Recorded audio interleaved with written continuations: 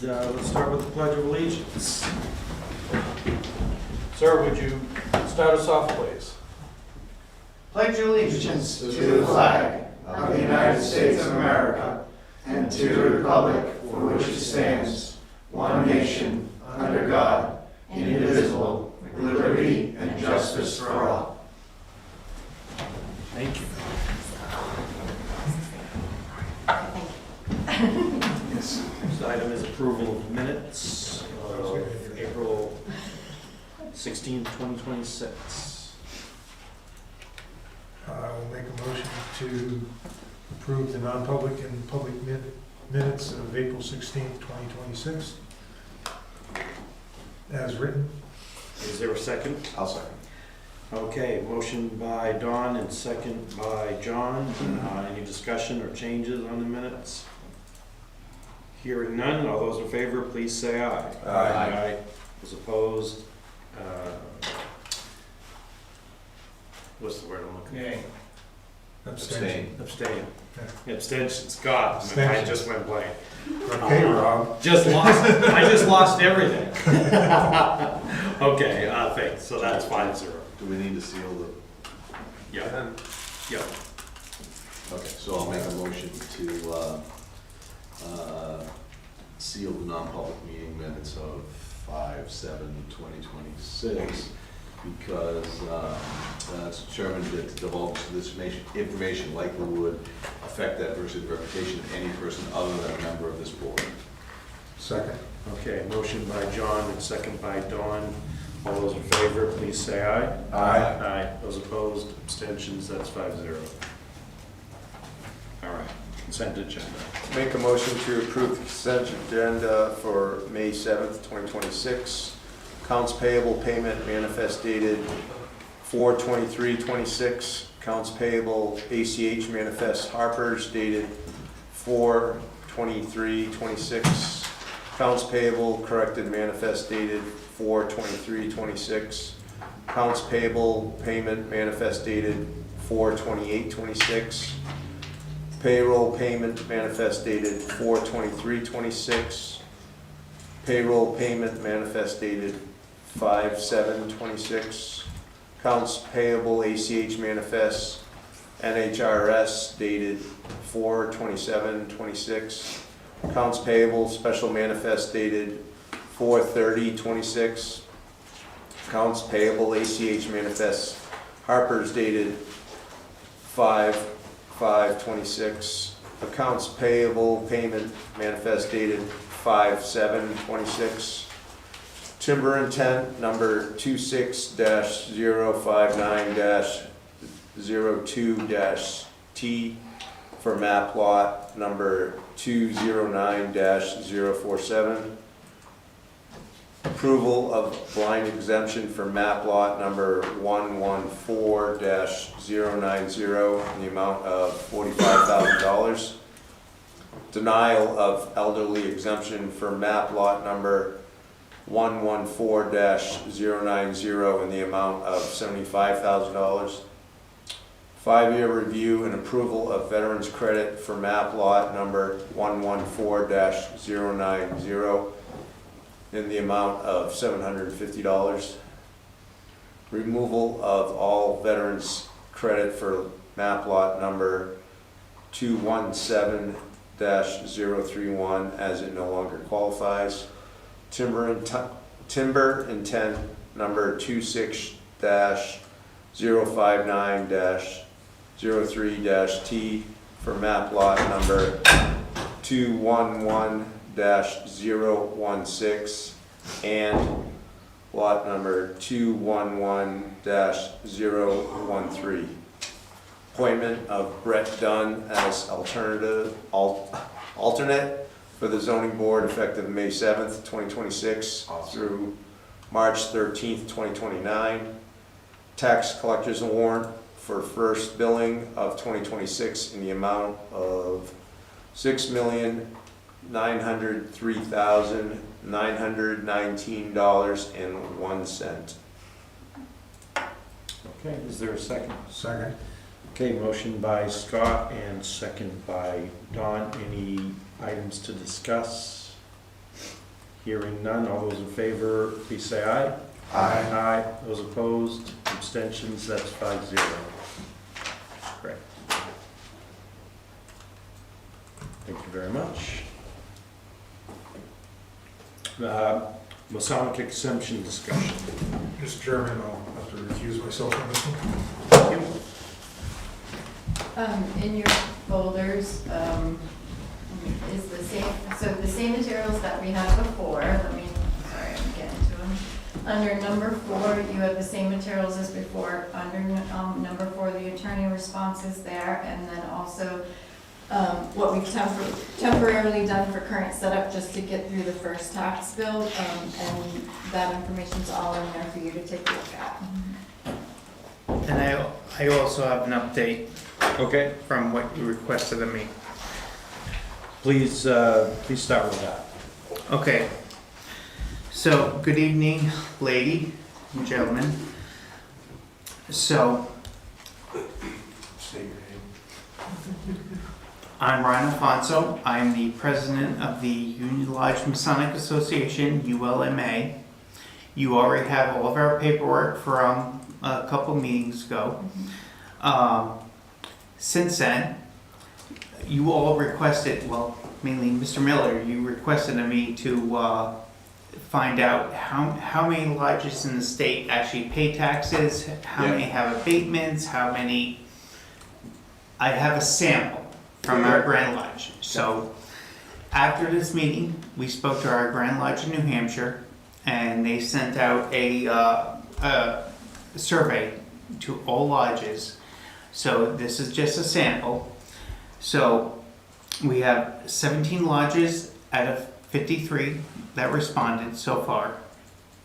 5 have abatements, tax-free. 3 have no abatements and no taxes. And 8 have no abatements and no exemptions at all, because they actually put in that they have for-profit businesses like daycares, things like that, things that we mentioned last time we spoke, inside their buildings. Oh, I see. Yeah. So it's a 50, so looking around here, looking at Warren, they don't pay taxes.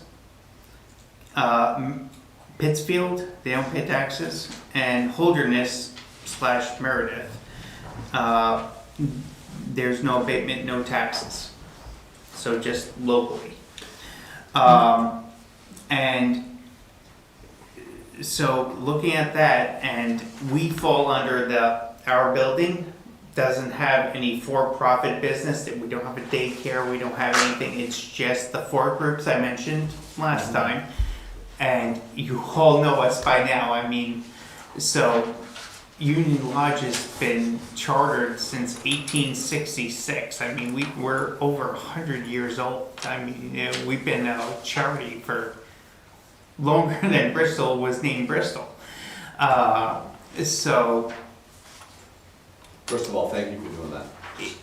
yes, well, you guys gave me a task, so I will do it. I get it. It's a sample, so it's a sample population. I can give you the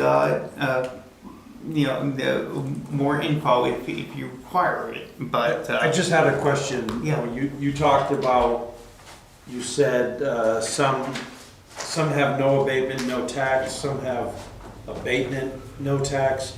What do you mean by abatement? They're applying every year for the abatement of the taxes? Yes. Or- Yes. So the 5 that have abatements, I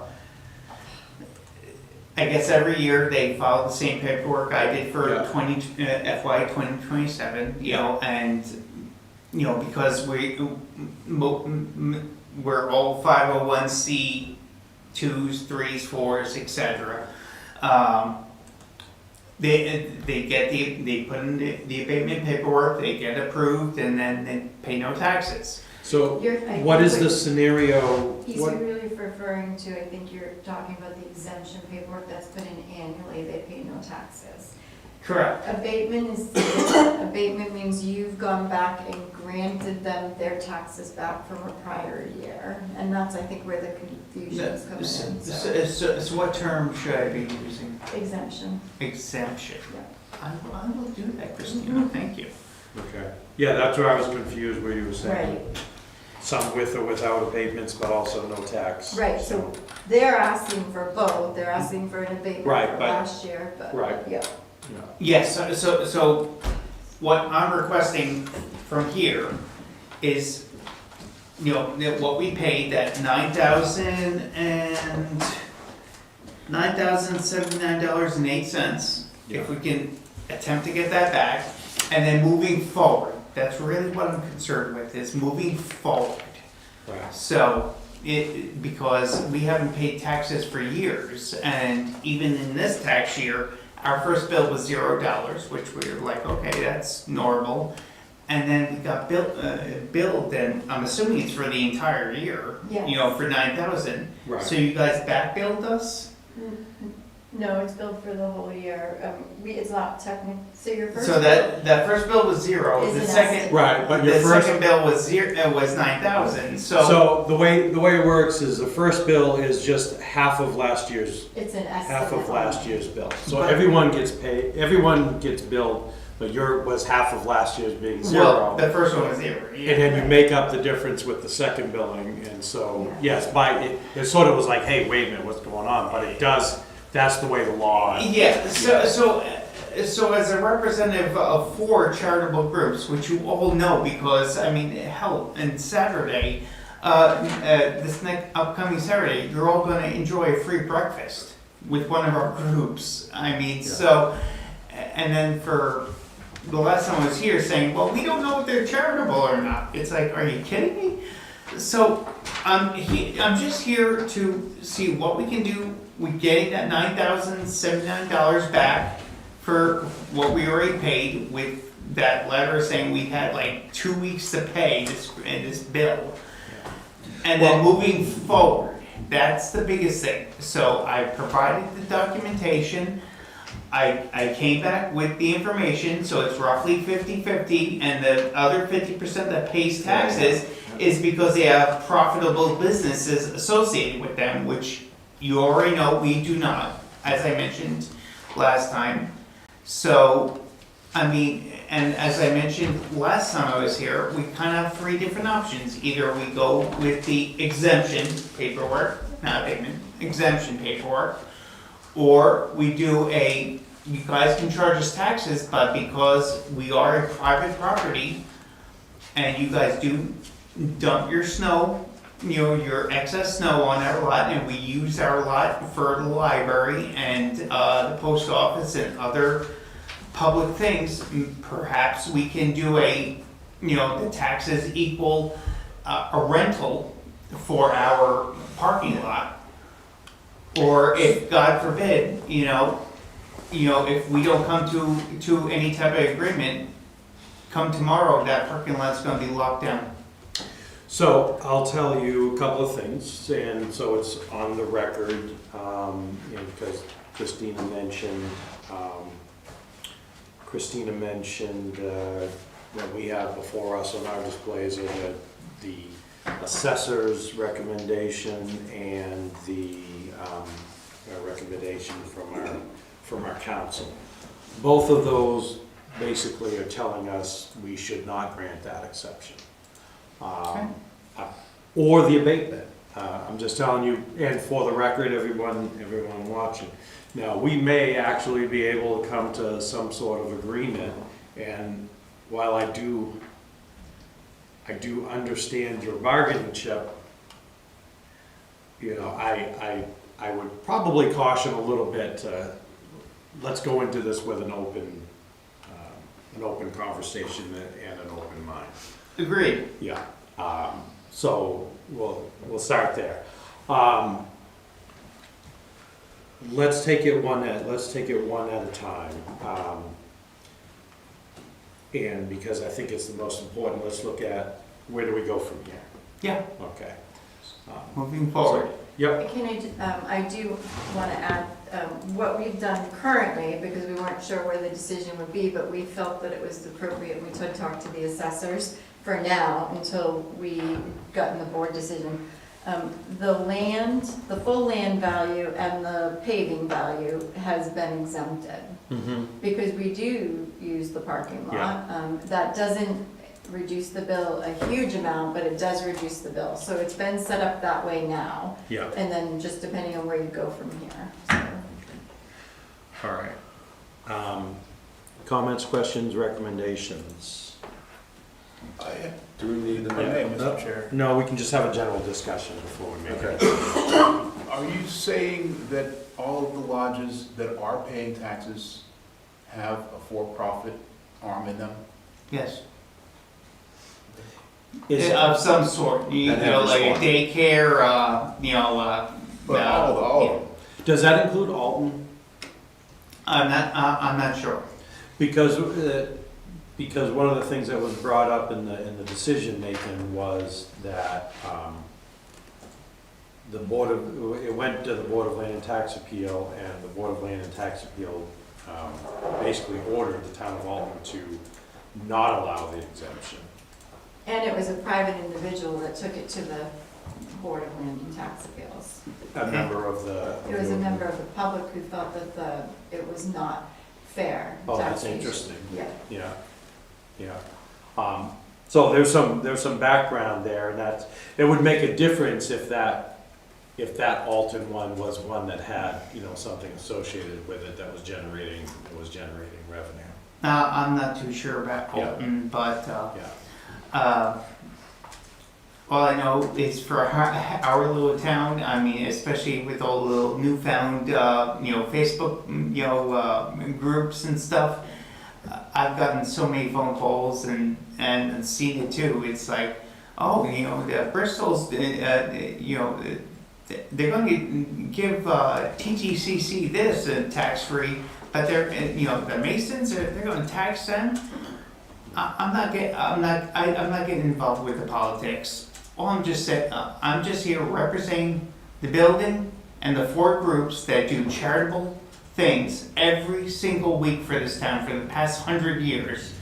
And we have paid no taxes over the years. Last time we tried, you guys all tried to make us pay taxes, it was brought to court and you lost. We won. And here I am again in the same predicament. Do you know when that was? Yeah. Oh, it was back in the That was 80s. part, that's part, Yeah. It was 80s, but That's right, since I then remember there- now, I remember reading Yeah. that in the previous discussion. Yeah. Yeah. And I did see that, it's just that since then, there's been new court cases Mhm. that say opposite. That's the only. so if you guys want So- 10 grand a year, and I hate to say it, but that money has to come from somewhere. So every dime, as I already told you last time, goes right back to the town. We are all charitable and fully nonprofit. So that money that we make off our free breakfasts will now have to be paid breakfasts to pay for these taxes. Yeah. I mean, so the charitable, it's a difficult situation. I'm putting my 4 groups in. Yeah. It really is. Yeah. If I may, that's another question. The use of the building itself, Yeah. would you say that it is used for social purposes equal or more than it is for charitable purposes? 100% charitable. So are you, your social events, I'm assuming, I don't know how you work, right? But your social events, you consider those charitable? So There's no such thing as social, so every event we do at that building, a free breakfast with Santa, the spaghetti supper, all these things benefit the town. Is the building used for the lodge, for their own purposes? Right, for your own meetings, you have your own meetings versus. So yes, we have business meetings, just like you have here, Yeah. which is considered part of the charitable thing, because we have to Organized. discuss, how much are we giving to TTCC, how much are we giving to Circle, how much are we giving to Yeah. Mayhew this year? Yeah. So it's part of it's the business part of the charitable. Is there any social use of the building for large events that aren't business meetings? No. Yes. It's all charitable, 100%. Is it a 501c? or- Yes, yes. So all four groups are 501c2, 3, 4, 5, and the association that covers all them with the insurance and all that, we are also a 501c. Okay. So we're all nonprofits, we're all charitable. Is there any other member of the organization that would like to say anything tonight? I think they're looking at you. Sir, please state your name. Yes, state your name for the record. Don Milbrand. Actually, I think where some of the argument comes in, and as Selectman Severn had brought up about the uses, a lot of times it's claimed, and I think the whole reasoning of the state not claiming that the Masons are a pure charity is the fraternal end of it. They consider that more of a social club type of thing. There's events that the Masons do, but not at the building. So that would be in the fraternal portion of it. Sure. The building is used primarily for the charitable events and for the, actually, not primarily, exclusively, I would say, for the meetings and the events. Yeah. Or events to raise money for the charity. The spaghetti dinner before the marathon raises a lot of money for the scholarship fund. The one other thing too is the parking lot obviously is used a lot. We have also traditionally made available with emergency use any kind of meeting space that's there. In my 22 years in the town, I remember having 3 meetings there, so it's not used a lot, Yeah. but it is available and quite sizable for, Yeah. for emergency use for meetings, or any other emergency use Right. that would be needed. And there's I just did other, mine. so Chief, I'm calling you. Even though you guys hate to come, I know it's a long program and stuff. Don't we give you guys money every year? Sure, the fire company receives money from. Yes. Yeah. And I'll be the first to say, when, Slim Baker has also received funds on the board of that, and it's greatly appreciated. Scott? So folks, I mean. So, we have, Okay. Yeah, all right. go ahead. What was the total of the tax bill that we sent them? It was $9,000. It was $9,079.08. Okay. I'll make a motion to abate Masonic Temple in Bristol for $9,000. I have a Okay, motion. yep, you have a motion. Yep. $9,079.08 for tax year 2025. Is there a second? Listen, I'll second it, but I still. Okay, yep, no, there's a second. Just to keep the process. Second for discussion. Is there a precedent, first of all, we're outside of the window where we would do a normal abatement. Right. Even if we had done it the last meeting, correct? So they did submit this on March 1st, so technically it says tax abatement application, although it was, so we Okay. could technically say they submitted something. Okay, all right. It's not the official abatement, this is more for their exemption, but there is a. But they made the there's a request discussion before about They made the it, yes. request in time. Okay. And Christina, I'm willing to do any correct paperwork. You tell me Can't what take it paperwork to now. do. I can't take it now, but I Yeah, think but I can use this, so. moving forward though, you just tell me what I gotta do because Yeah. I don't know anything about town politics. Okay. So, Yeah. whatever I gotta do. Right, so, okay, so that does clear something up for me. And maybe this is the cleanest way. One of the things that I was thinking about in order to move forward was not to do an abatement on the grounds that it wasn't done in time, but that's not necessarily the case. But have a memorandum of understanding that would include the town paying that money back to you For the for, use of. for the use of the parking area for snow removal and for parking for town events, as it has been for a period of, I mean, you might even say like, what, 20 years? To be renewed?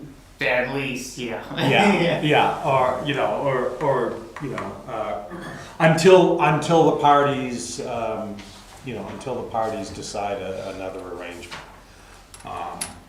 But if we can do the abatement and then have something in writing between the two parties that says, you know, we do the maintaining when it needs to be done, and you agree to allow, you know, parking outside of the hours where you need the parking. So, Does the apartment building have designated, Not on our side, but they use it. but they use it? Yeah, so that building there, they don't have parking there, but the residents and visitors do use it. Yeah, And normally our meetings, any type of Masonic or any of the four groups, anytime we have a meeting and the library has a meeting, we've never really interfered with Okay. each other. Well, the only we had one instance where someone with a trailer and a big old SUV took up like 16 parking spots, and the library was peed off too.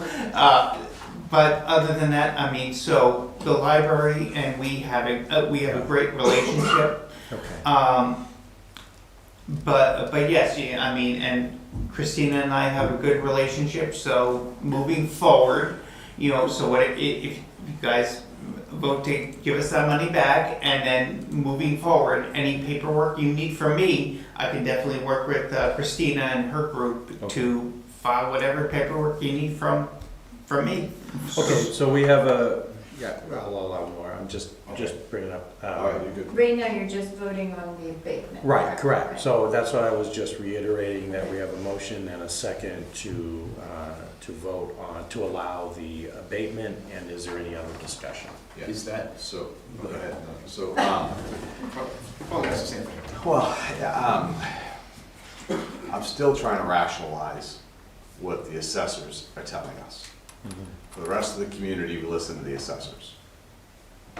And I'm not saying we don't have a good solid case with significant information around how the back and forth goes, but we actually pay the assessors for a reason. So honestly, like, in listening to the different ways that it's been used and how we go back and forth, there's value to the town there. I think your other solution that you were sort of working out in your head around entering into an arrangement where we listen to the assessors, but we figure out a mechanism to provide credits for the use of the services because there's a good give and take. Otherwise, we are at risk, number one, of not listening to the company that we pay to help sort of look at the rest of the town. And then what does that do to us around anybody else that says, I don't agree with the assessors, and then we kind of go through this. I mean, we also, I would say, have a similar argument with Mid-State Health, right? That's still sort of it is not for profit, but we haven't figured out the back and forth yet, right? Like, which also isn't fair to everybody else in town. So anyways, like, in my head, I'm trying to rationalize the information that's been provided Yeah.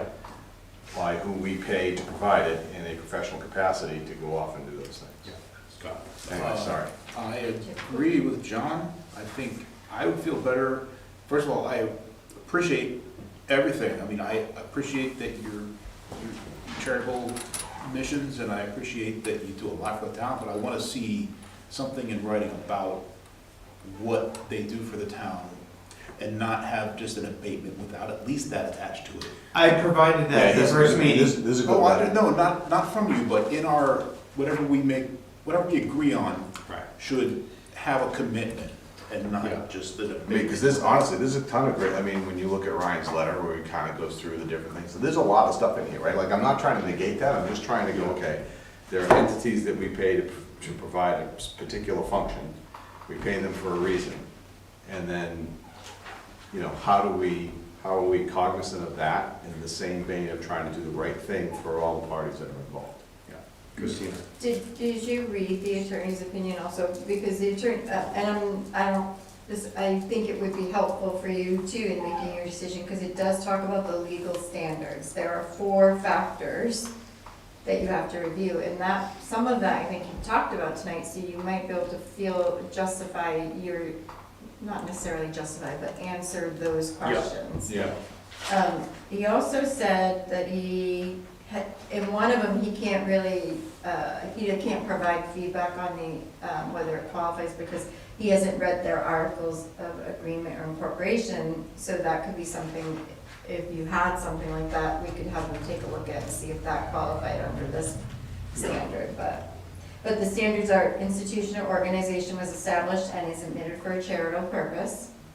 An obligation exists to perform the organization's stated purpose to the public rather than simply to the members of the organization, and I think that's your articles he would talk about.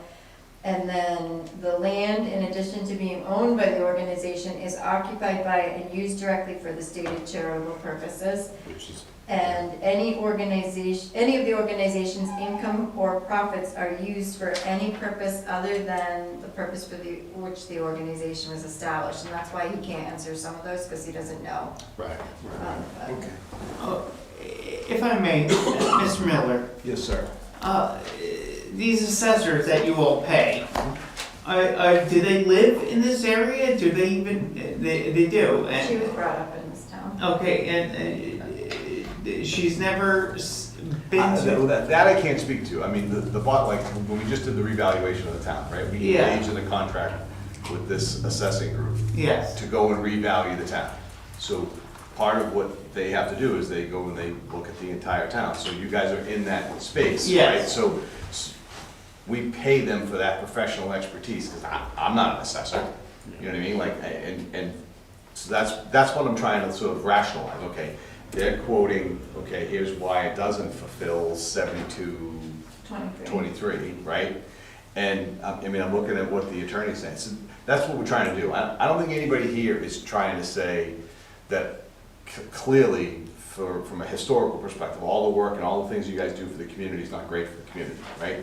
It's a matter of balancing it off and having it be a fair and standard practice that we apply equally, so that way it's very consistent. That's what I'm going for. I agree with you, and then you mentioned, another company that's seeking the same thing that we are. Town council. No, okay. Mid-state. Oh, yeah. Mid-state. It's a different, it's a But different. Mid-State, I'm pretty sure hasn't been around for at least 100 years in this town, and, so this lodge is, 1866 is when this lodge started, not in that building, but, I guess the old building that where TD is, like upstairs, the old version, I don't know, well before my time. Yep.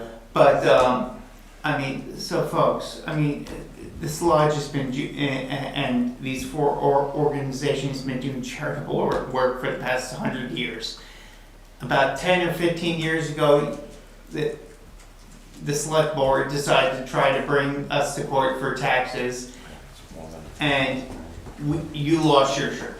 We won, you lost.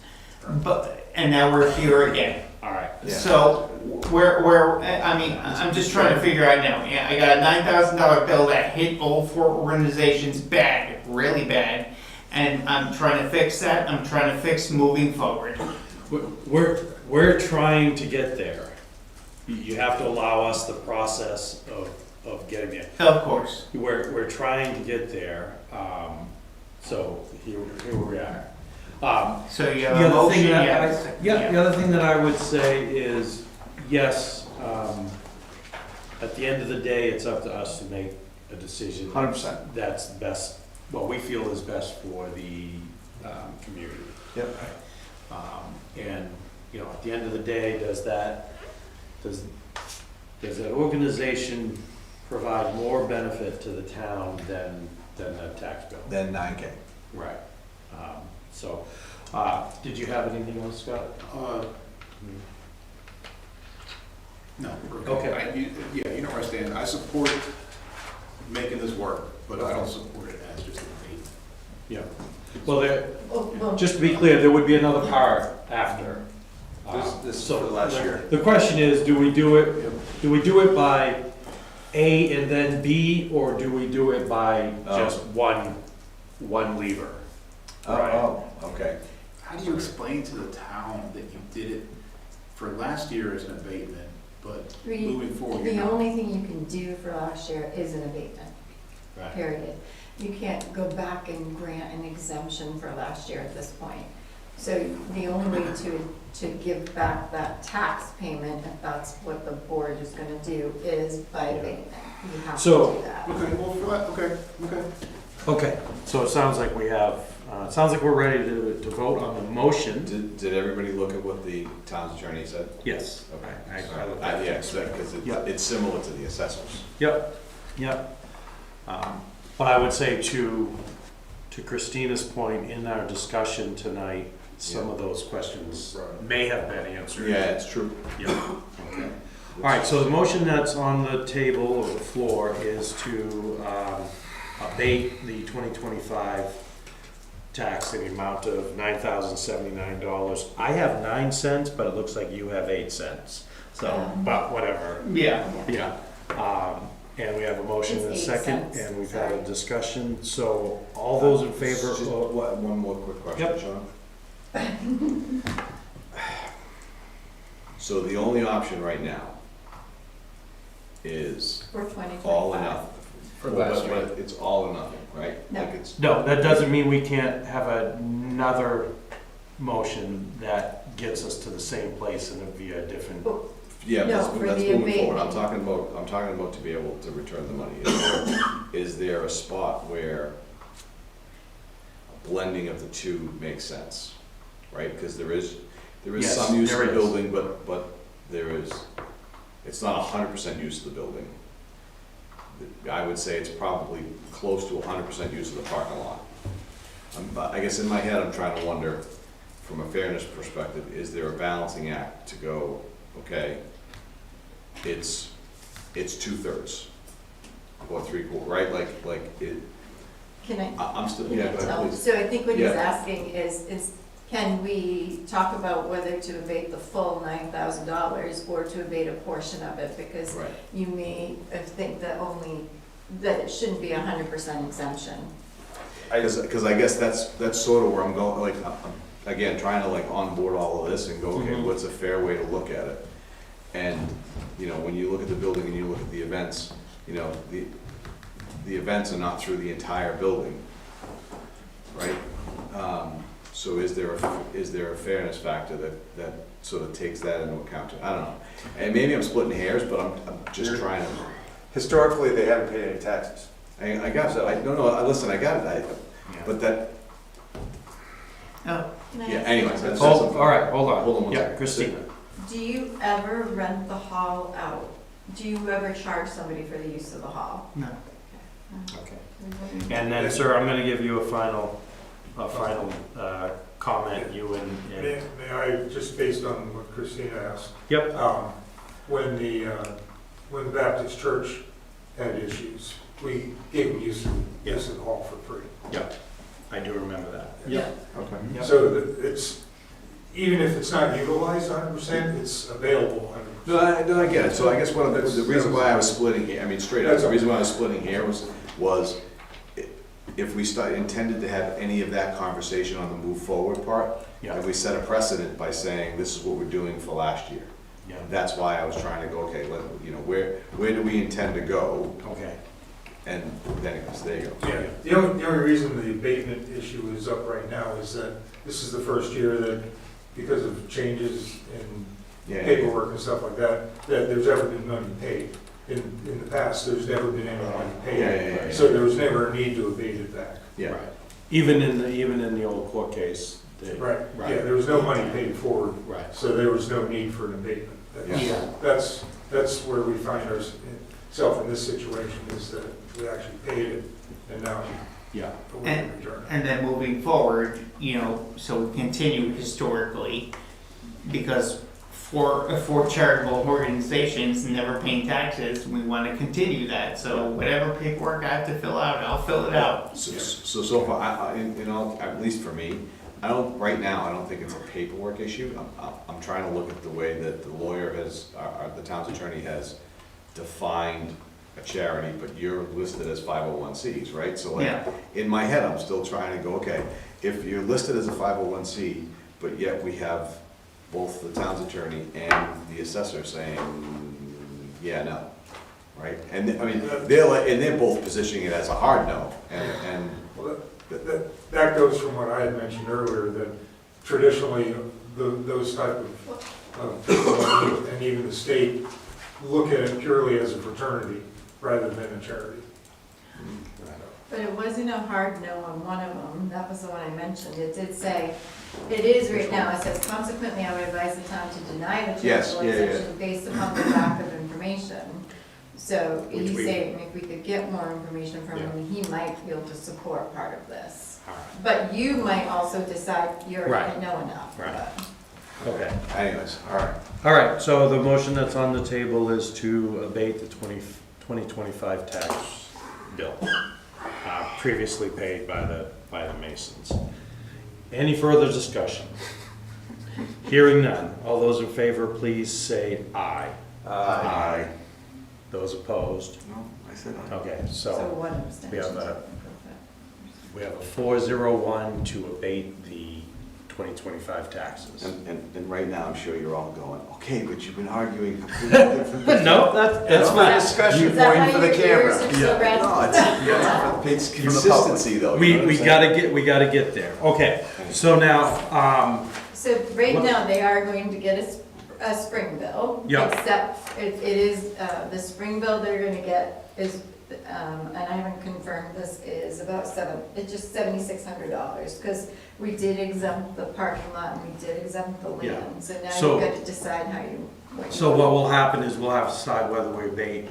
No, you can actually, if you decide that you're going to approve the exemption, they won't pay the first bill and it'll all wash out on the second bill. On the second bill, okay. All right, so then, what I would like to do is, I would like to make a motion that the town of Bristol, headed by the town administrator, develop a memorandum of understanding with the Fraternal Order of Masons for the town use for snow removal and for Yeah. parking Yeah. going forward. Yes. I'll second that. Oh, we're not done. Yeah, no, that's it, that's it. I know it's a long, but it's a long motion, but you get the gist of it. Seconded by Scott. Any other discussion? I'm good with that. Do we have the town's attorney review it with Yeah. Christina and then Well- compare it to? Yeah, You have to, the last paragraph, he's chimed in on this as well. Yeah. But, yes, Okay, all right. whatever we write. we'll- Yeah, all right. We just have to make sure his comment is we just have to make sure it's accurate market value that Yeah. we're discussing. So- right.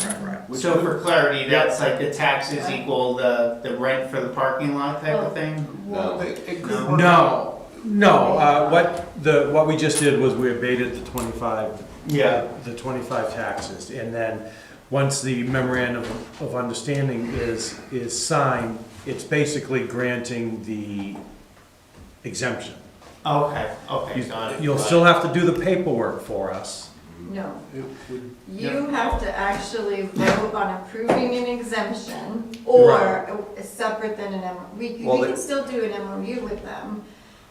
If that's what you want to do, so it shows that we can certainly do that, but you have to vote on the exemption. Okay. Every year. Every year. Yeah, right. Every year, like we have to vote on exemptions. With the every list year. of other folks that we exempt in a batch. Yes. Right. Okay, gotcha, okay. Yeah. But it's just that we have for a board down 10 years from now, they have an understanding where we're coming from. We're documenting. Yeah. Gotcha.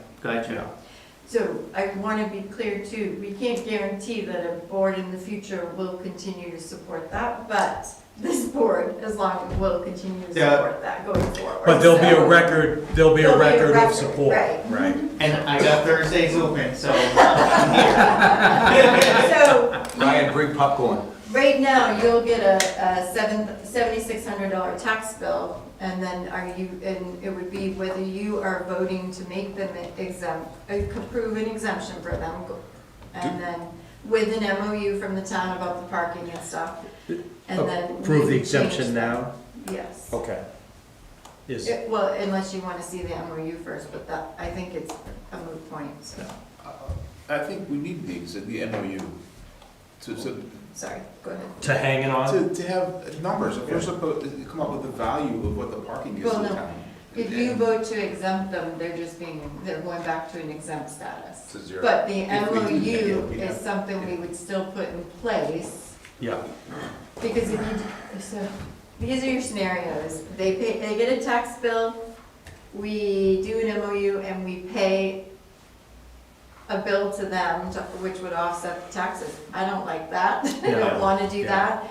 If you're gonna exempt them and that's what you wanna do, just vote to exempt them at this point. And then we put the MOU in place explaining the charitable work that they do.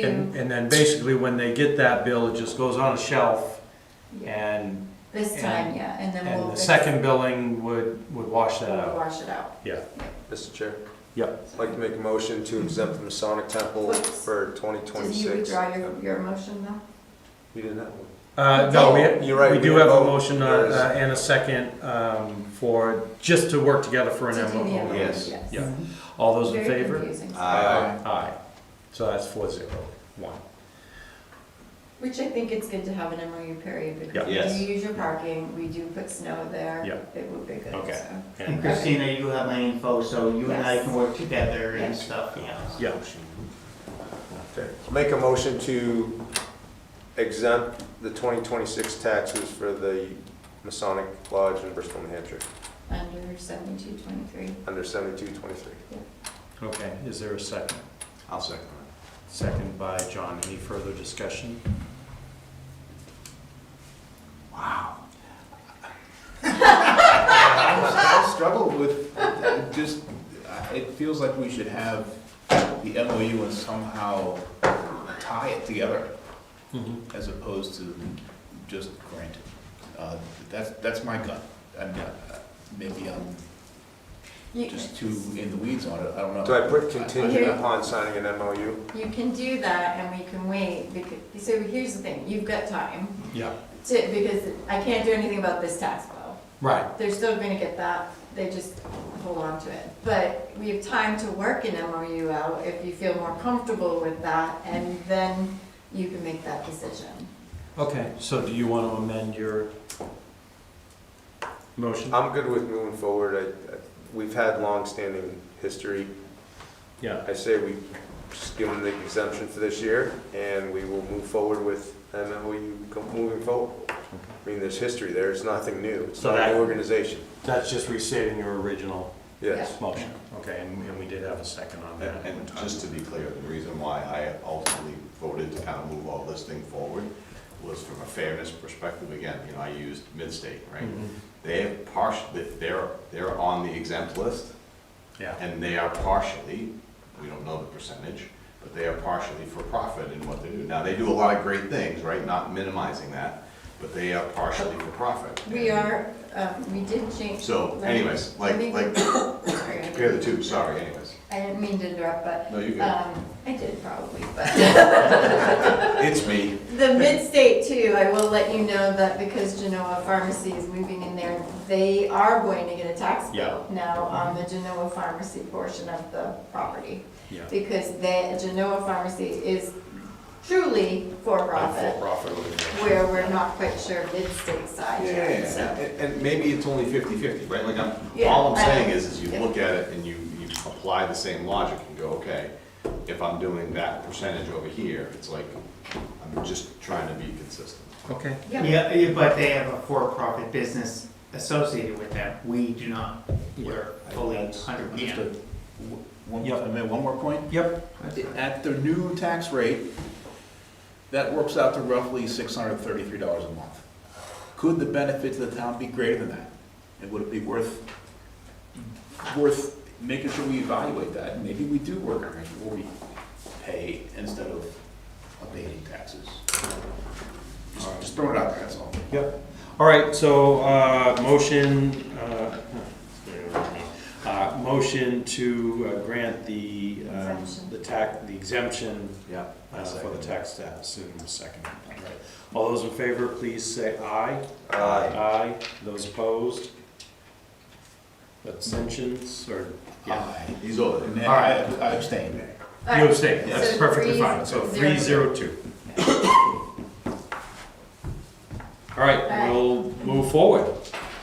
Okay, Christina, I'll give you a call tomorrow or so, and you Actually, can. can you wait till Monday instead? You can. Maybe Tuesday. Or I'll call Don and you guys can fill in the blue collar worker and what just happened. No But, problem. But, lady and everyone, thank you very much for all your time. Have a good Thank evening. you for everything you do. Thanks, Ryan. Thank you. Yes, thank you. I know that wasn't easy. Oh, no, it wasn't at all. All right, I wasn't trying to. It was difficult. all right, highway department updates. Highway? Yep. I never- Sorry, Ben. Well, that's what I have here, so you're up. Yeah, I- Stuff personal, so.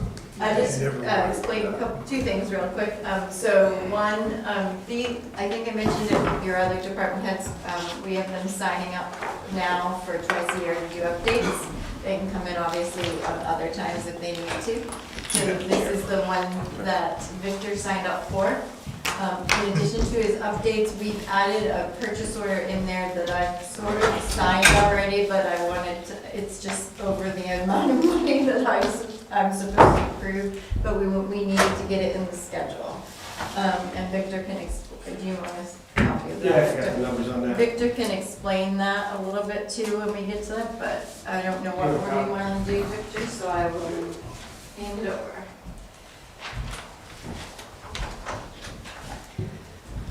So you want to do You want to do that first and then do your? we gotta wait for Paul, for sure. No, well, he's back, so, yeah. No, go ahead, please.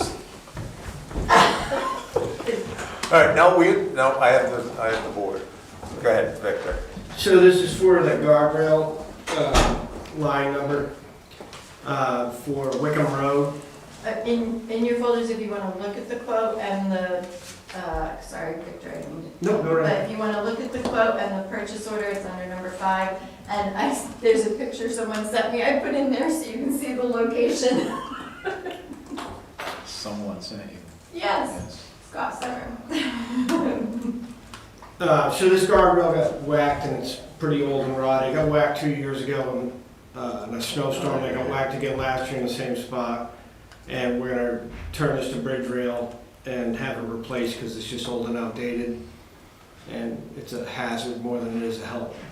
So we currently have, that We was have, wire, right? Yeah, we Wire have three, and pole. we have three wire system up there right now that's failing. And what did you just call it, rail? Bridge rail, it's Which no one? different than what we did on Crescent Street and Green Street last year. Is that the traditional galvanized metal? Yes, that's For- the one you see on the highway, yep. Okay.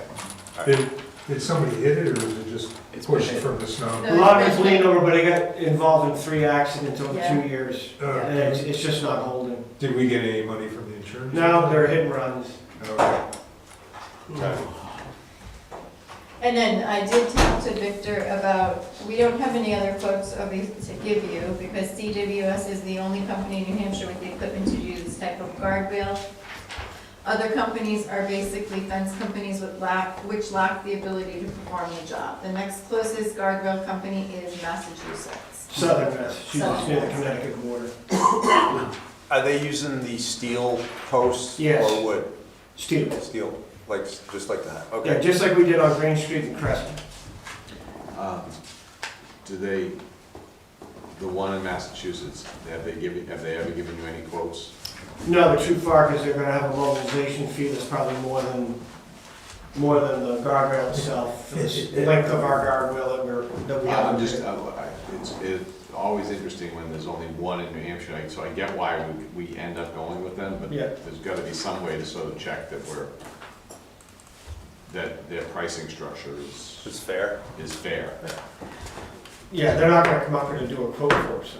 Yeah, not that small, but, If we were doing a bigger project, then Right. I think. I mean, if we were doing 3,000 feet down the highway, they would all be in on the bid, because they could bid the mobilization Yeah. and putting people in hotels and stuff like that. And this is 300, so it's 350 linear feet, right? Correct? It's a rough estimate of 350. All right.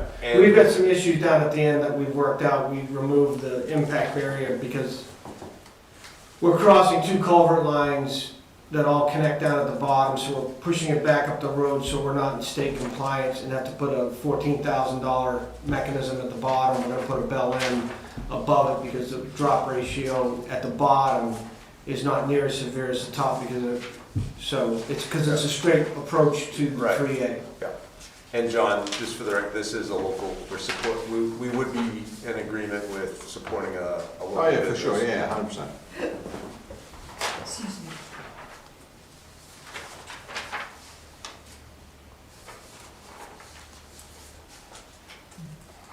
Okay. You taking the chair back? Yep. God, you need to quit running into that guardrail there. That's the time for problem. 2 years. But you got away with it. So we need all right, I'll make a motion to approve the purchase order 4828 in the amount of $14,100 for the Wycombe Road guardrail project. Do we need to authorize you to sign that, or? Yes. And authorize the Yeah. town administrator to sign. Second. All right, any further discussion?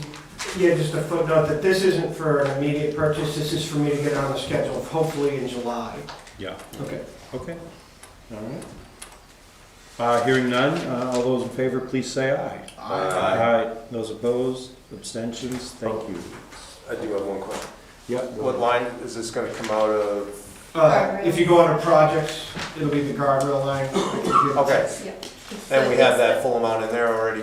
We have more than enough. Okay, Again, it's a linear estimate, so it may be a little shorter, maybe a little longer. Yeah, yeah. Remember, we added that to it's the budget with the road reconstruction. Mm-hmm. We added guardrail projects that were larger So, projects, and that's coming. so then what do we have remaining of that old type of, I think, we have some down on Lakeside. Down on Smith River Road, we have a large section that is completely over the embankment that's Yeah. scheduled to be looked at for next year. Okay, And then I think we have one up on Pekin Hill that we have to look at.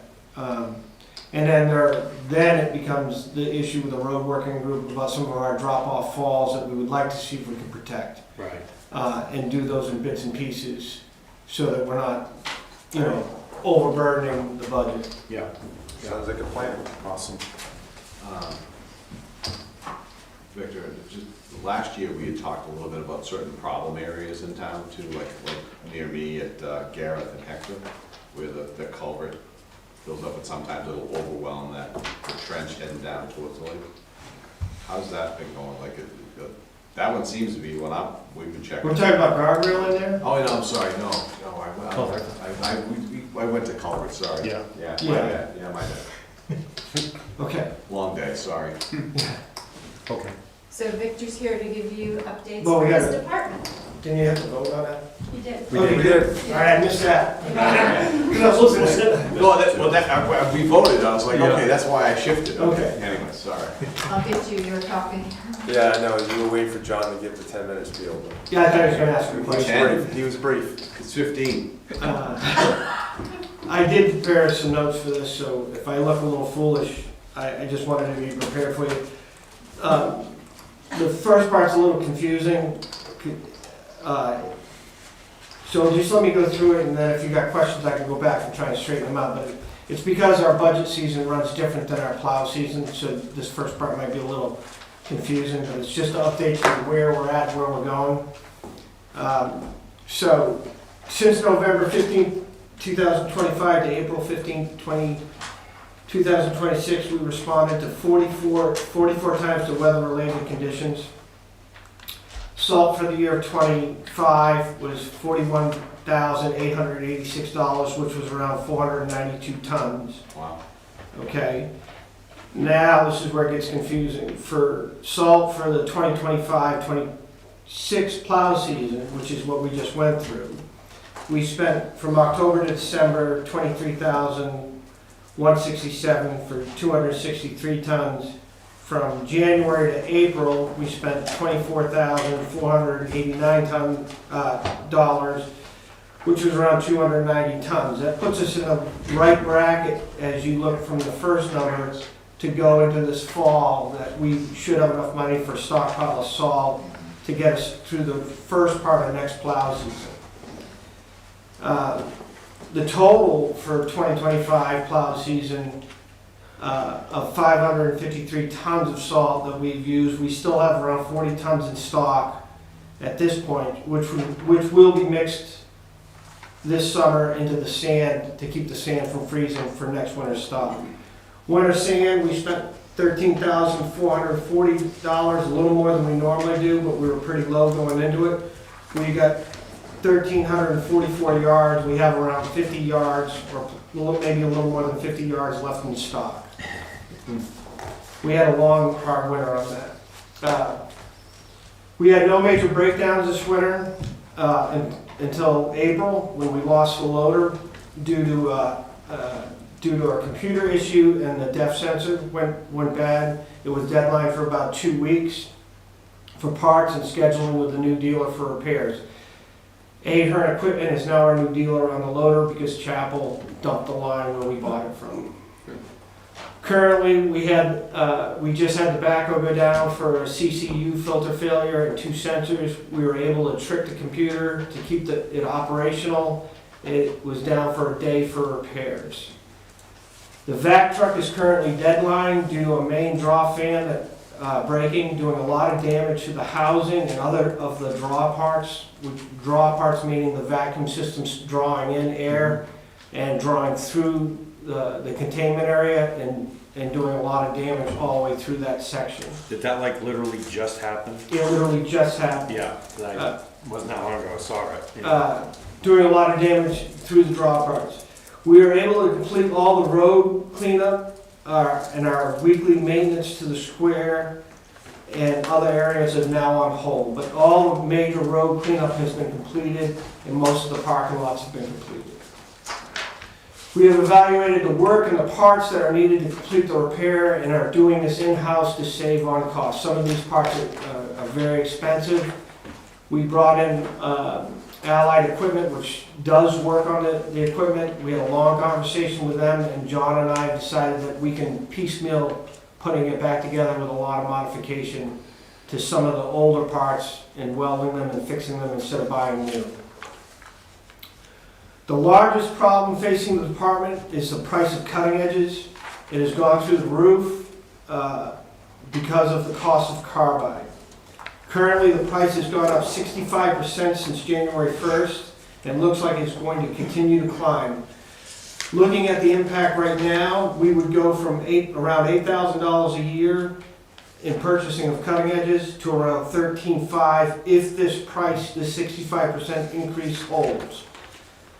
The other issue is the stock levels that the stock shelf levels have been depleted at our 3 current suppliers due to the jump in price. Larger cities and towns have pre-purchased and wiped them out, and the suppliers are not restocking because it's too volatile for them to put it on the shelf, knowing they may not be able to sell it. John and I are currently evaluating the situation and are working on a path forward. We are currently doing ditching and culvert maintenance operations with parks and beaches and with the parks and beaches maintenance. We have put most of the highway equipment and grounds equipment through biannual service. Parking lines and crosswalk painting will start taking place over the next couple of weeks. We are waiting for warmer weather and less rain. Working with a contractor, the department supported improvements to the baseball fields, softball fields, and Kelly Park throughout April, making them ready for use. And at the same time, we supported a contractor that upgraded the softball backstop. Monday, we were supporting the water department at a dig on Central Street. This is a planned operation that should take 2 days. We're leaving the schedule open in case there's a delay or anything that extends the job. Bucket truck training has gone well over the spring. Trevor is now operating the boom and bucket, along with myself. Justin and Dylan will be starting some training on that as well. Justin, Dylan, and Eric continue the training on multiple pieces of equipment, working to get them more time in the equipment helps improve productivity. Currently, morale is very high in the department. Most are looking forward to some time off when the weather improves. And that is my update. Are there any questions about any of that? Are you well stocked for gravel and stone and such? We have not started restocking that. We still have our winter reserve on the yard. We've been using that. But we turned Hemlock, Hemp Hill, Roby, and Newchester Mountain over. We added a little material to Hemlock where it was needed. We had a great spring thaw. The roads really did not muck up. Very It stayed cold long enough, pulling the frost out slowly, and then the rains that we got weren't deep, heavy rains that would have run off. They penetrated and pulled the frost out slowly. Yeah. We are looking at when we start hauling some gravel in and start reworking the roads that we're doing. Jeffers and Schaefer Road need to be redone with gravel. If the money is there, we will continue and probably do the top of Ben's and Barron Road. We did the west section of town last year, and where we try to do the following year the next roads. Anything else? Yeah, does it make sense to buy the carbide blades now? It's dangerous because what's holding it up is two things. Is China's the only one with the carbide dust that puts all this together. Yeah. The tariffs are hitting it, and then they are just playing high stakes poker with it. We run a fiscal year that is not the same as some of the big cities and all that. They've got money that they did this pre-purchase and wiped out the stock shelves. But if some agreement comes out of this administration and it drops back down, that's probably when the suppliers will buy it. We're looking into some things, cost value, whether we don't go, if we don't go with carbide, we've got to double up the front plates. And then we're going to be changing plates over a lot faster than you think. Without carbide in there, we'll probably get maybe 4 storms out of it, and then we'll be damaging the plow. Right now, if we put a new set of carbide on in the beginning of the season, it'll probably run most of the season. Once the carbide goes, you lose it within 2-3 storms, it's gone. We are looking at that. We are waiting to watch, but everything right now is pointing to it going up instead of down. Right, and then that's why I'm asking about. Pre-buying. Well, even if you pre-buy, Well, right now, they won't allow us to pre-buy because by the time they get it in, if the prices change, you're gonna get nailed with whatever changes. They won't guarantee a price. What's the difference in price between the straight steel and the carbide? Well, probably, I don't have those numbers right in front of me, Don, but But is it like 4 to 1 since it's, it's probably 4 to 1. Yeah. Yeah. So you But you're gonna go through it 4 times faster. right, so you have the work. Right. The work hours. to Plus change the everything. stripping it out, putting it back in and all the bolts, the cost, like I said, if we were to put new carbide on in the beginning of the season, it'll probably last most of the season. So when I gave you that number earlier about 44 mobilizations, to put it in retrospect, how bad the ice was this year and the fact that it started the weekend of Thanksgiving and never laid up. We usually have a layup, through December and part of January and then start plowing. On our average in the last 6 years, we do anywhere from 23 to 25 storms. We did 44 storms this year. It literally started and never stopped. We were hitting storms on the weekend. By the time we got it cleaned up, we were getting hit on a Tuesday or Wednesday. By the time we got that cleaned up, we got hit again on a weekend. We had a 1-week grace period right around Christmas, and then it hit us again. and it just did not lay up. Before I went on vacation in April, we had to go to the higher elevations, because we got 2 inches up there, and we had to scrape off peak it, and all we could do was roll hemlock in and hemp hill in because of dirt. Yeah. But, you know, it was just a long winter for the guys and the equipment. But again, the equipment held. We've done a real good job with maintenance, both preventative and corrective maintenance, that we held strong. I think that's an excellent point. I think something that most people probably don't realize is, you know, if we get 1 inch of snow or 8 inches of snow, it's pretty much the same. You still have to go out and do a full run, Yeah. do the full salt and sand. Yeah, if you're gonna get 1.5 feet, okay, that's gonna last longer. You gotta make several passes and. Oh, I'm sorry. No, go ahead. For an example of how bad the year was, my last order in December didn't get filled until February, because both Eastern Minerals and Warp Salt, the only 2 suppliers that supply both the state and the municipalities, were out of salt. Yeah.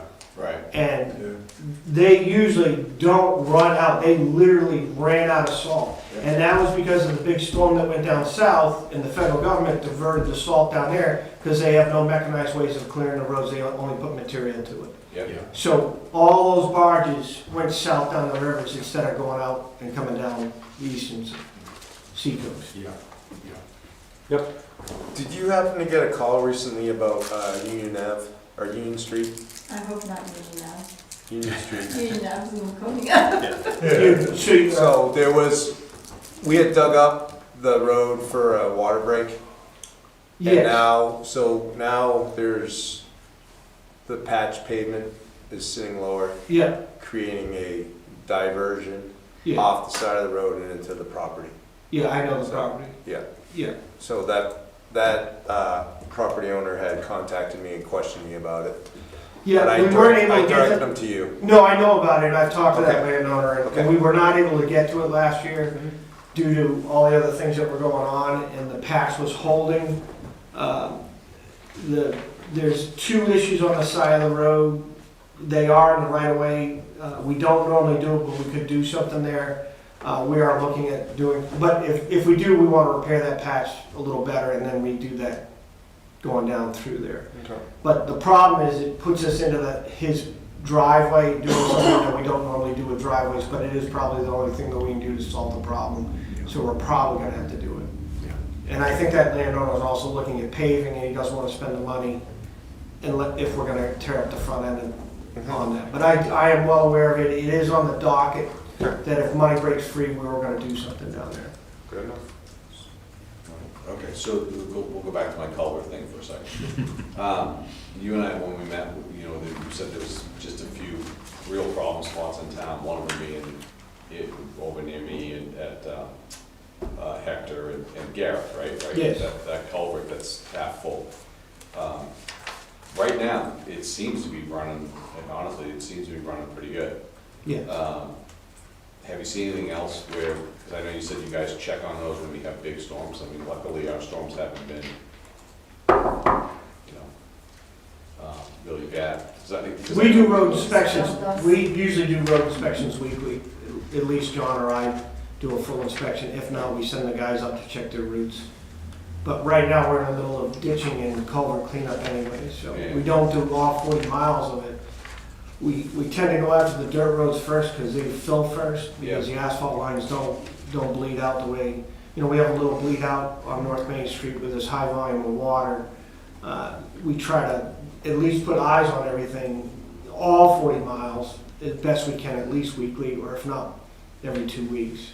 If a storm's coming, we definitely go out and check pretty much everything. Yeah, I mean, 'cause I think we had talked about that was gonna be replaced sometime soon. You know, we were trying to work, there was a contractor doing something on the Brown Street extension, and if he had done some work there, we would have supplied a new pipe if he was gonna drop it in. I don't know if that job is gonna continue forward. There's a lot of issues going on in that intersection. I'm kinda waiting to see, because if they tear that intersection, if they're gonna work in that intersection, you know, if they're willing to work with us, you know, we can take care of some things. Okay. But I am aware of what's going on up there. Yeah. I mean, we're always watching like a hawk anyway. All right. I'll be damned if fixing that road again. Okay, That's it? I think that's it. All right, thank you, guys. Thank you, Victor. Enjoy your evening. Thank you. Thanks, Victor. Thank you. Have a good day, weekend.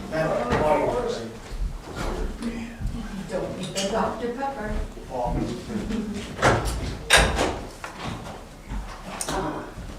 Chief, welcome.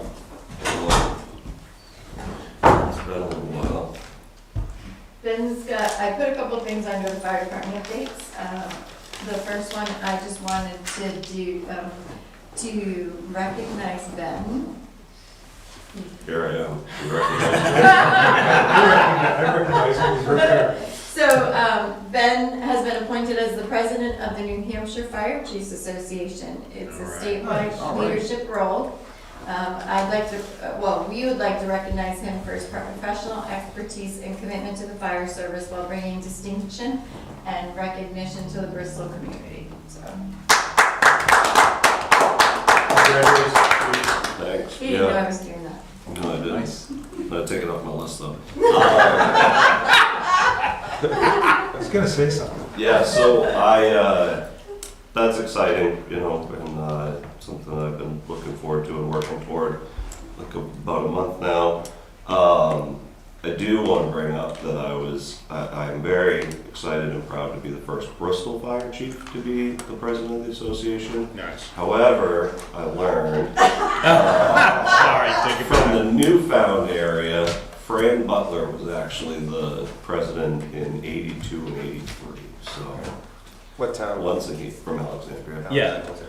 Who was also like still the chief when I got hired here. So, and is still around, and a great guy, and I'm glad he had the honor of representing the newfound area first. But yeah, that's exciting. I wanted to start this off with a little bit of state level stuff.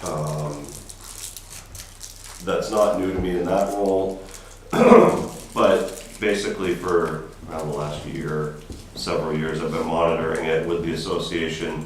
Is SB 245, which I brought up. I apologize, allergies are whooping my butt, and it's turned into some level in my voice that really echoes in this room. So, it is what it is. So anyway, SB 245, for those that don't remember or don't know, last year came out of the legislature, and it was an effort to combine a couple of different bills that had to do with ending balance billing at the state level. The federal level for healthcare overall, there's been a balance billing, kibosh, I can't think of the right word, but you haven't been allowed to balance bill for a couple of years now. Unfortunately, the federal act did not cover or clearly cover pre-hospital care. And so most states have taken it on themselves to end balance billing, which is, it's an annoying problem to even have. It's really, in my opinion, generated by the carriers who just, they decide what the rate is that they're gonna reimburse, and then nobody's really involved in that, and so on and so forth. And so the practice was, and we didn't do it a lot, but we did do it, that was part of our billing, was to say, well, if for whatever reason that agreement that you had with the insurance company allowed them to only pay, say, $500 out of $1,000 that they're supposed to owe, we're still going to bill the patient for $500. And that's really what balance billing is about. So that bill ended the ability to do that, which is fine. What it also did was seek to establish a state rate. I think it's up to like 17 states, somewhere in that neighborhood, have a state EMS rate. So instead of like we've done over the years, I come in here every couple of years and say, hey, we haven't adjusted our rates for these levels of care. This is what my recommendation is. Maybe they go up 5 or 10% or whatever. And our rate maybe is, call it $1,500 for a base rate. Samberton might be 1,000, Bridgewater might be 500, somebody else might be 2,000. And it's to say, hey, listen, at the end of the day, you can certainly monitor what your fire department's doing, but let's kind of establish a state rate so that kind of everybody is on the same playing field. And also hopefully establishes a reimbursement rate that tries to adequately reimburse the costs of providing EMS, which are very high. So they put into place an interim rate of 325%. That went into effect at the beginning of the year. It will remain in effect until January 1st of 2028, or December 31st of 2028, when hopefully the other output of that bill, which is to pay a company to do a visual data collection study and establish what that state rate should look like, hopefully in a much better job than the insurance company funded data study from a year or so ago. So that has kicked off because of my position at the Fire Chiefs Association, even previous to this. I was able to sit in on a lot of that planning process between the RAND group, who is the third-party contractor, and the New Hampshire Insurance Department. So that was good, kind of just setting the stage and planning and having some early discussions on kind of what the issues were in the prior study, and hoping to avoid them in this study. And also to review the data collection template, which isn't fancy, it's just a spreadsheet. We all know I love spreadsheets, so I thought it was great. But really, it wasn't so much the functionality, it was the understanding, and understanding what you're trying to capture so that everybody, whether it's a fire chief or an EMS director or a CFO in a private ambulance service, is ensuring that we're capturing the true cost of delivering the service so that we can build the correct state rate. So that was done, and then yesterday there was the first kind of informational meeting on the data tool, explaining some of its features, answering questions on it, and the submission process will start June 1st and run till the end of August, which is plenty of time. It seems a little sped up, but at the end of the day, they really need, by the end of the year, to have some sort of state rate to suggest back to the legislature to start moving forward with this. So just an update on that, where we're at. I would argue, looking at our billing this year, and understand that 325% is a very small portion, like right around 20% of what our billings are. It is private insurance that is in the state of New Hampshire. Private insurance that is outside the state of New Hampshire, we still submit a bill at what is a higher rate. Our current rates are currently a little bit higher than that rate. We get it, we don't get it, we still can't balance bill it, but that is what it is. So this really affects like right around 20% of our bills. I would say that right now we're probably neutral, right? So that rate, while it's lower than what we would typically bill that carrier, because of the balance billing, like we would still balance bill, but as you can imagine, we didn't collect a lot of it. We collected some of it. So I think that difference is balancing out right now. And our numbers are projected to be significantly higher this year in collections, but it's not. There's some people in the legislature that like to call it an enhanced rate. It is not. It is less than what we've billed for the last 10 years. But that it's just a function of we're busier and collecting better. Medicare also kind of went up this year a little bit, and that's helped. So that's a quick update on SB 245. And again, that projection, just a projection at a third of the way through the year, is I think 600 teams. So for our overall billing receipts for the year, which would be a pretty good increase over our mid 500,000s over the last couple of years.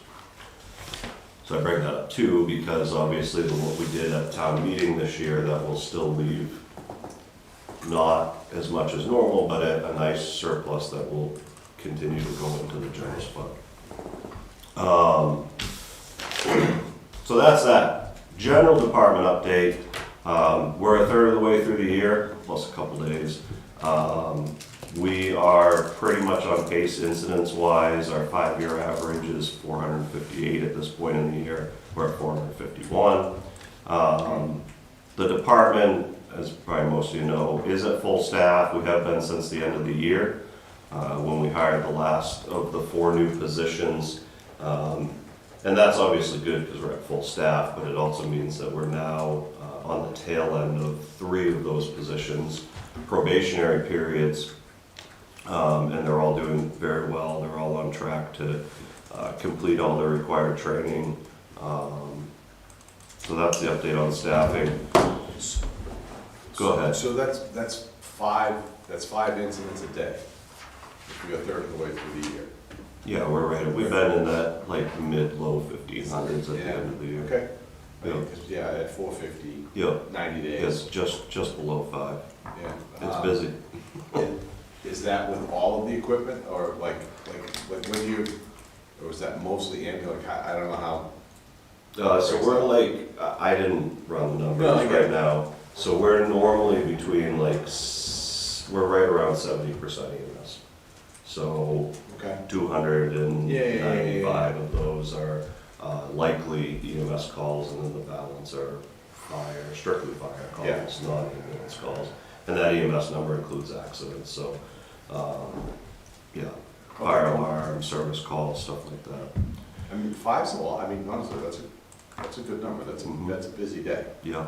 right? I guess It's, well, I mean, you know, we talk a lot about sort of, again, when we looked at sort of like how the budget breaks out, right? We get to the individual departments, and between the building and one, there's clearly a lot of capital that gets spent. And I guess what I'm getting at is well worth it when you look at that utilization rate. Yep. I would agree. That's what I'm saying. No, yeah, I was gonna say, depending on the time of the run, not each call is an hour, you know, some could be, what, 3?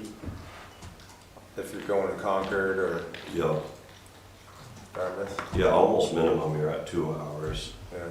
Some simple fire calls might be significantly less than that, but. So on the EMS side of the house, I think I brought it up at some point or another that the company had donated, the fire company, which is the nonprofit arm of the group, had donated a butterfly unit, which is a point-of-care ultrasound device, and then we were working on training on that. So at this point, all the department paramedics have completed that training. We've got our certification through the state, and there's a few of us, myself included, because it's really hard to find time to do clinicals. I think it's down to 2 out of the 7 paramedics are just waiting to finish up clinical requirements. So that's all on board and already proven to be a huge benefit. And then fortunately at not a lot of cost to the town with that donation from the company. Also on that line of thought, we have for probably 10 plus years now trying to get RSI capability in the department. RSI's rapid sequence intubation, so it's the ability for a paramedic to provide a paralytic to a patient and then to intubate them. It's done very rarely. It's obviously a very aggressive skill, but very necessary in those really severe respiratory emergencies. And one of the big ones for us, not just because we go to Ragged at the ski area, but the area in general, between motor vehicle accidents and fall injuries and a plethora of recreational opportunities, we do a very high number of closed head injuries in this area. And the ability to paralyze a closed head injury patient who's already dealing with increased pressure in their skull and not have their work of breathing, which is generally disturbed because of everything that's going on, and to decrease some of the pressure from that is huge. I don't know why it's taken us so long, to be honest with you, and I don't want to say anything too bad, but we got put through a lot of hurdles, and it seemed like every time we made it over one hurdle, all of a sudden, for some reason, there was another hurdle. But we have satisfied most of those. Unfortunately, the last hurdle that we had was a critical care paramedic training requirement. That's going to be very difficult to get really all of the qualifying paramedics through. But we do have one right now, and I'm sure in a short period of time, probably about half of our medics will be able to do that, which is very good. So that's EMS. What's nice is we finally got a little bit of rain, and things are starting to green up. So hopefully the spring forest fire season will start to wind down. It somehow hasn't been too terrible in the area. There has been a few, and then there's been a few close by that we've gone to assist with, and we've had a few very small fires that we were able to get onto quickly before they became bigger issues. The fleet overall is in very good condition. Captain Marsh kind of heads up maintenance, preventative maintenance work on that, and firefighter Moran, they both have extensive backgrounds in vehicle maintenance. So between the two of them, they're doing a very good job with the general PM stuff that they can do in-house, and are just able to not only identify but get on small problems before they become giant problems.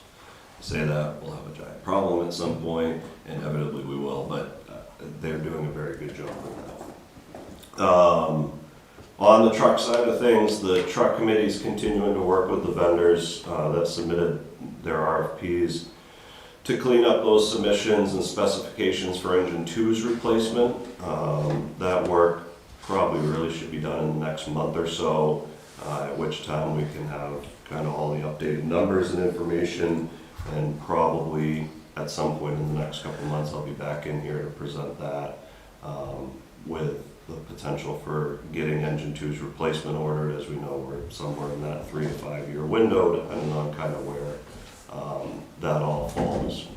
What are they saying lead times are now? There's still, everybody's 3 to 5, and then it's, you know, some's 4, some's 3. If anybody says we did have a response, no, we're getting closer to 2. Well, luckily you're really high, because there's no way where you're not gonna have it done in 2. So that'll kind of all be ironed out as they finish that work. So that's forthcoming. Same line of thought, it's because the ambulances are 3 years out. We'll be sitting a committee next month to work on ambulance 1's replacement. That's currently 14 years old. If we order it at some point this year, early 2027, whenever that work's done, the ambulance will be 17 to 18 years old when we replace it. But that step will get us onto that plan of 15 years and buying an ambulance every 5 years. And as we discussed a ton last year, we're in pretty good shape with the work we did at this year's town meeting. And then I have to bring a problem, unfortunately. I was very excited to come to this meeting, not bring any problems, and over the last week we have a problem. So one of our Zoll monitor defibrillators, all of them get sent out for PM and calibration like they do every year. And one of those has come back, there's a crack in the case, and there's an issue with one light, and that's insignificant, but that requires the motherboard to be replaced. The issue with it, even though it's one light and a cracked case, and the case isn't nearly as much as the motherboard, without replacing both of those things, they cannot certify it. Did it go to them in that condition, or did that happen in transit? No, it went to them in that condition. Okay. We kind of knew about it, we just didn't really think it was all that bad. And I don't think the crack is necessarily related, it's more there's a crack, and this light not working means we have to replace the entire light. So the repair for that is approximately $7,500. Now to buy a new one is approximately $50-something thousand, right, depending on what we go. Yeah, reminder, the last time we bought monitors, which was 6 years ago, give or take 6 years ago, they were roughly $25,000 a piece. Now that same monitor's 50, the advanced is 55, and the Zenith, which is the new platform, is 60. Wait, 50, I thought you said 15. Yeah, I wish I said 15. If it was 15, I'd be in here asking for $15,000. So we have really hashed this out over the last couple of days. I think ultimately, so the plan has been to start replacing these units with the ambulance replacements. If we buy a new unit now, it puts us 3 years ahead of when we will see the next ambulance, which means theoretically, we gotta try to get 18 years out of that unit, and it doesn't make a ton of sense. The other part of it is, just the way the funds work, we would have to, we'll just call it $50,000. We'd have to take that $50,000 out of the capital reserve fund. Yeah. Because we couldn't buy it we can buy it with the ambulance through the replacement fund, but we can't just buy a monitor. So that obviously screws up right on basically day one of this really great plan, an excellent funding source, and now we've already got to kind of throw everything out of whack. I think we could overcome it. We would have time to figure that out, and it's probably not that big of a deal. But then again, you go back to, we're going to have to try to get more time out of that monitor than we can probably conceivably get. The $7,500 is a lot of money. When we bought it, it was a refurbished monitor, and it was all certified and worked in really great condition, and it still generally works in really great condition. But even putting the $7,500 into it, we're about $23,000, $24,000 into it. I would prefer just to do the repair. We do the repair, it allows the 3 years until potentially, give or take, the new ambulance comes. We can move forward with buying a new monitor at that point. There'll still be some value between trade-in or sale on that unit in its refurbished condition. We won't see all of that $23,000, obviously. The typical trade-in runs, it's just company-wide, they pick a number, somewhere between $5,000 and $10,000. The other thing about the 3-year window is the new Zenith is coming out, which is the newer platform. And it kind of gives that opportunity to decide whether or not we move to the newer platform. Or one of the reasons we stayed with Zoll initially is they're very good about servicing their legacy platforms very long term.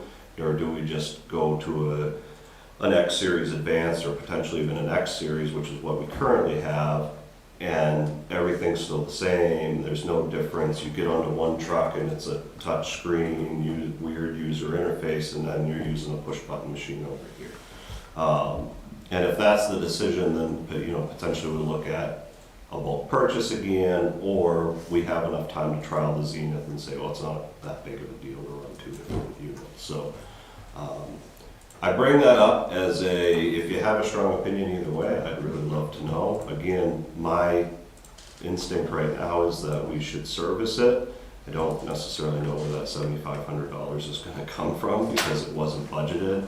My concern with, like CRF money is it's a repair. It's not equipment. That's the fire department equipment reserve. And so my goal would be probably to come back to the next meeting at least with, this is what we should do, and we'd have that answer, hopefully, of where we might be able to find the funds. I'd love to call DRA and they say, wow, the majority of it's equipment, so you could absolutely do that. Well, $7,500 for 3 years is $2,500 a year. $50,000 for 15 years is over $3,000. So Right. There you go. It's- Exactly. it's worth doing the Yeah. repair. It makes sense. Can we just take it out of contingency fund? Yeah, that was the second Because it's thought. an was- emergency. That's pretty much what the contingency fund is for. But the math says to do the repair. Yeah, Yeah. makes sense. Yeah. All right, I'll work on that and have it for next, and that'll get them off of my back. And I'll tell them in 2 weeks we'll have an And that's the answer. only way to have a certified piece of equipment, so.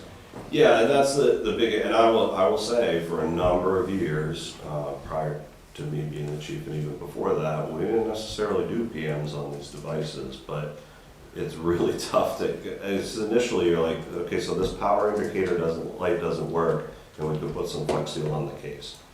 And then you have an issue with it, and you knew about it, right? Liability. Yeah, so we have a loaner currently, that's part of the PM program, they send out a loaner and they're happy as long as we think there's a resolution down the road, so.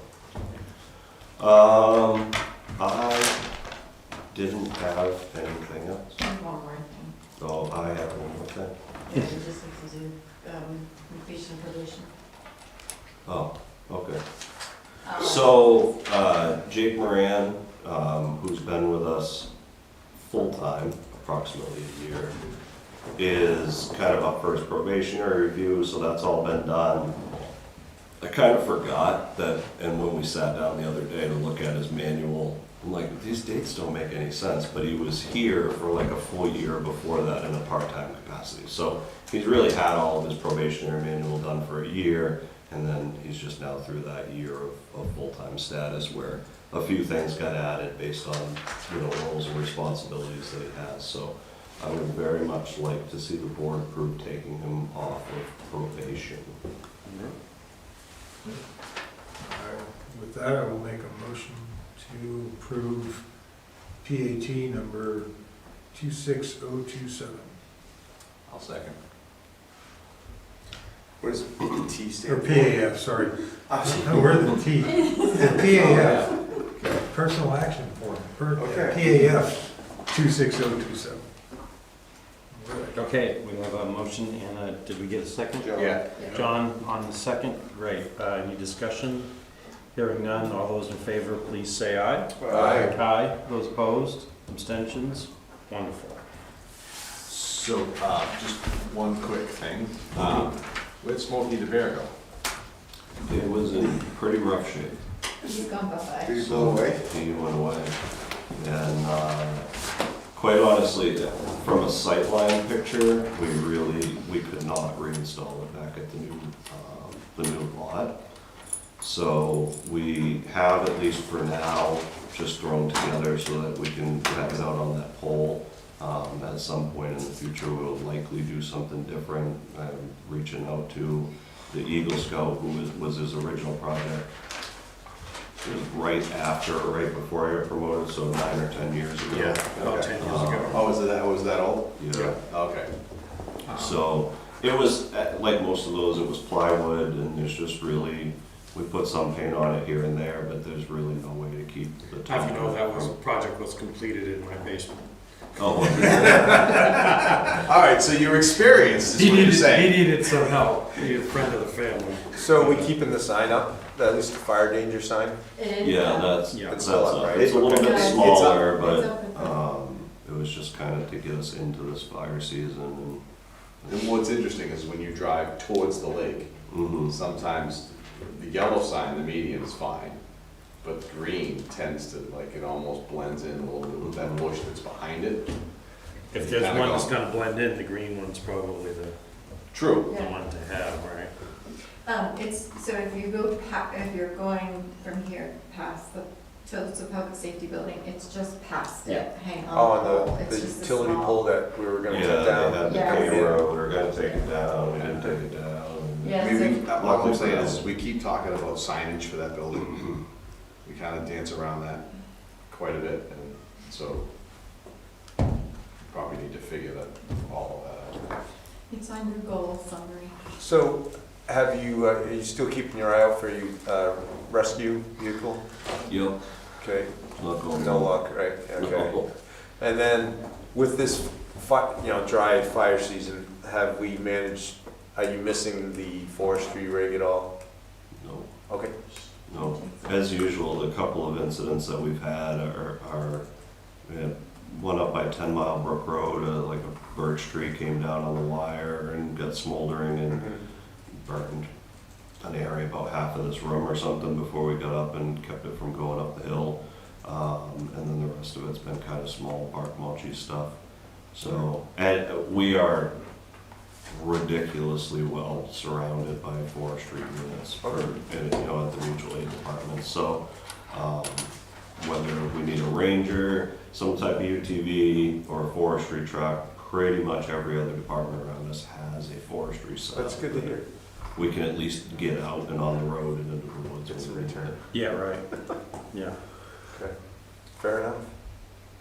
It's a blue Toyota than a forestry truck. Things always stuck in the. They make a drip torch I can put right on the tailgate. All right, thank you. Yeah, that was it. Thank you. Have a good night. You as well. Thanks, Chief. All right, budget. Do we want to talk budget? Our favorite subject. I know. I didn't sit here all this long. You didn't have to come here at the beginning. Let's table. I was just gonna say, That's a non-negotiable motion. Motion to adjourn? I didn't, Yes, please. I didn't put anything in your folders. I did bring the preliminary schedule that's not agreed upon just yet. But I wasn't gonna get it. I want to get into that, but let's have Paul talk to you first. All right. We had a meeting last month, kind of an organizational meeting, and re-elected me chair and elected a new vice chair.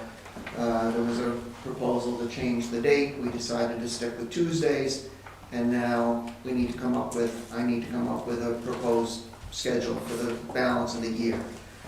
I don't need you to decide how you're gonna do your work. You're gonna stick with one big meeting and or multiple small meetings.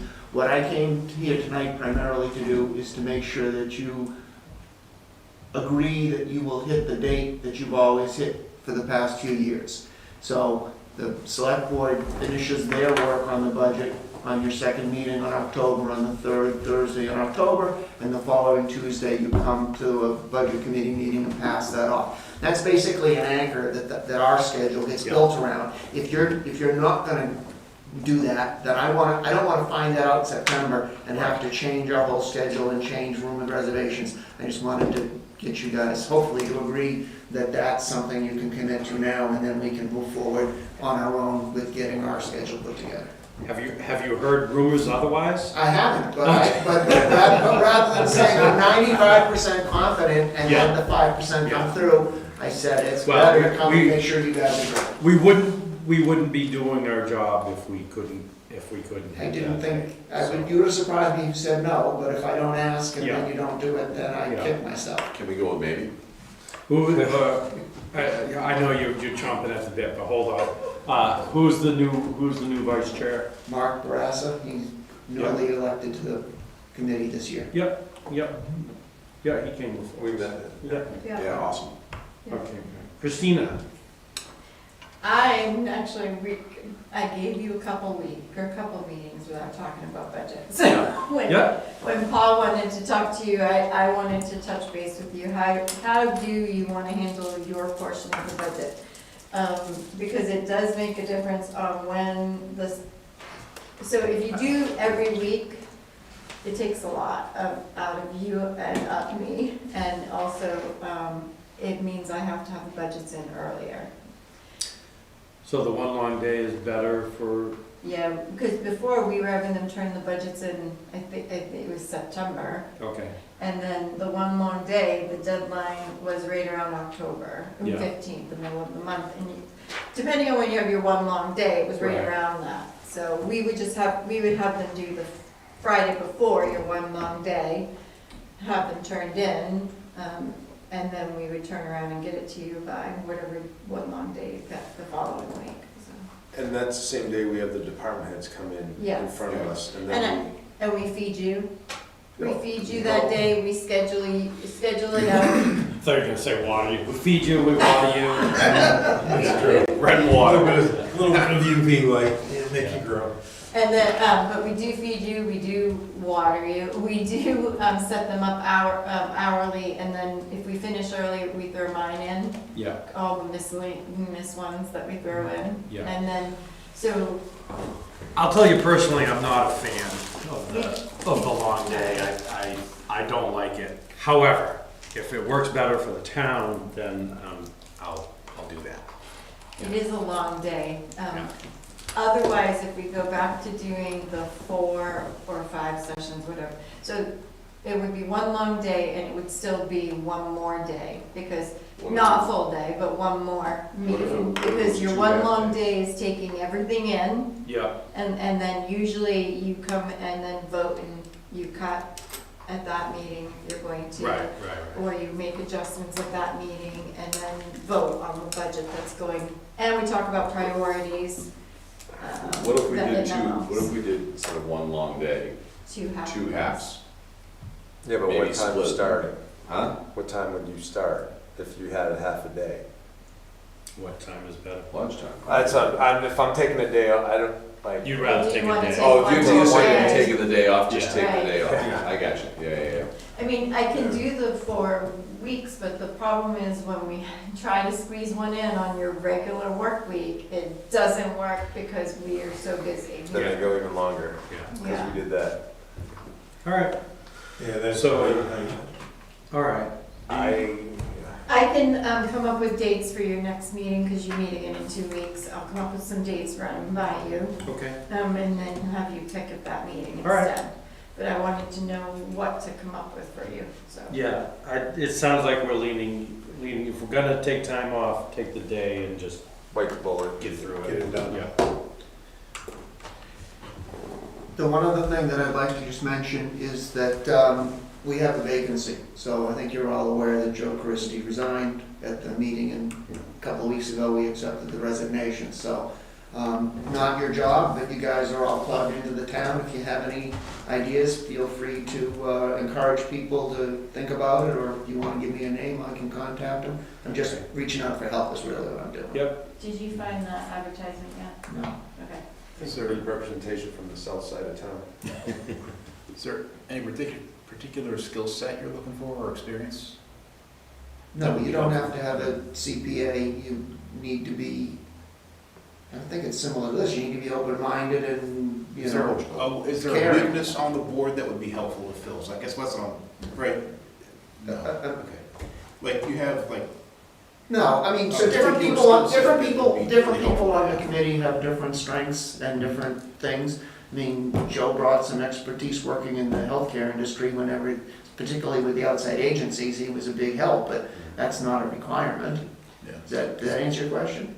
Common sense and open-mindedness. Yeah. Open-mindedness is a huge thing. Yeah. Don't come in with a secret agenda. With an agenda, yeah.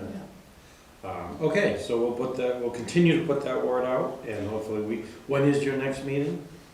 Probably not until, No, our next so at this point, we don't, If you We go haven't- by the tentative one. we haven't for the past, so when I started, we used to have a meeting, we'd kick off, where we'd have all the department heads come in. No, it's September, sorry. But we stopped that 2 or 3 years ago because I didn't think it was a good spend of our time or of the department head's time to talk to them before they'd gone through the review with you guys. right.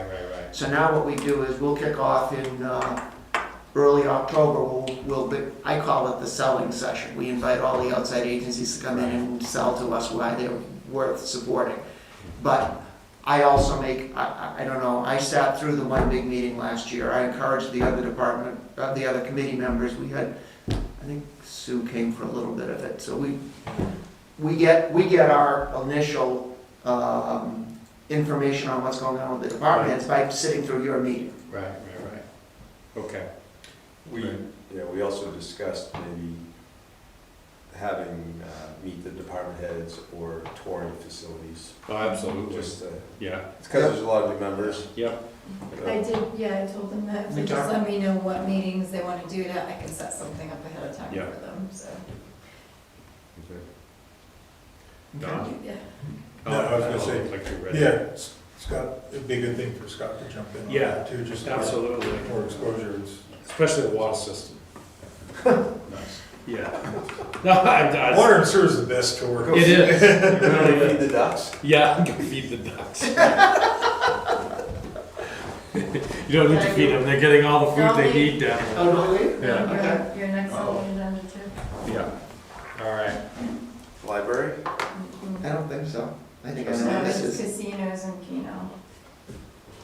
So, last year, I was just reading the newspaper and I saw that the state passed the law to change the Keno requirements, right? So years ago, when Keno they had a law saying towns and municipalities can opt in. Right. They passed a law last year saying now towns have to opt out. Yeah. We have not opted out. So on January 1st, Keno will be legal in Bristol, because we haven't opted out. Big gambling got to the legislature.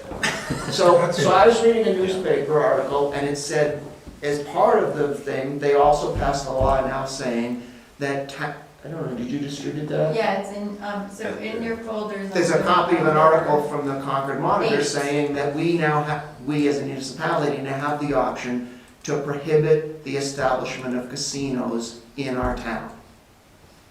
I don't think it's a big deal, I don't know if I'm planning to do it, but in the past, when we didn't opt in for Keno, it seems to me the town is not gambling enthusiast. I just want to make you guys aware that I would think it'd be a good idea to put that on next year's warrant and Okay, that's give what I people a was gonna chance to ask, vote.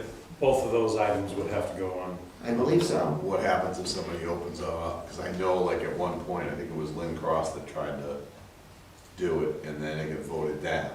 Yeah, twice they had a petition article for it, that both times. it was All I'm voted down. saying, and so, I mean, So they could move it in on January 1st?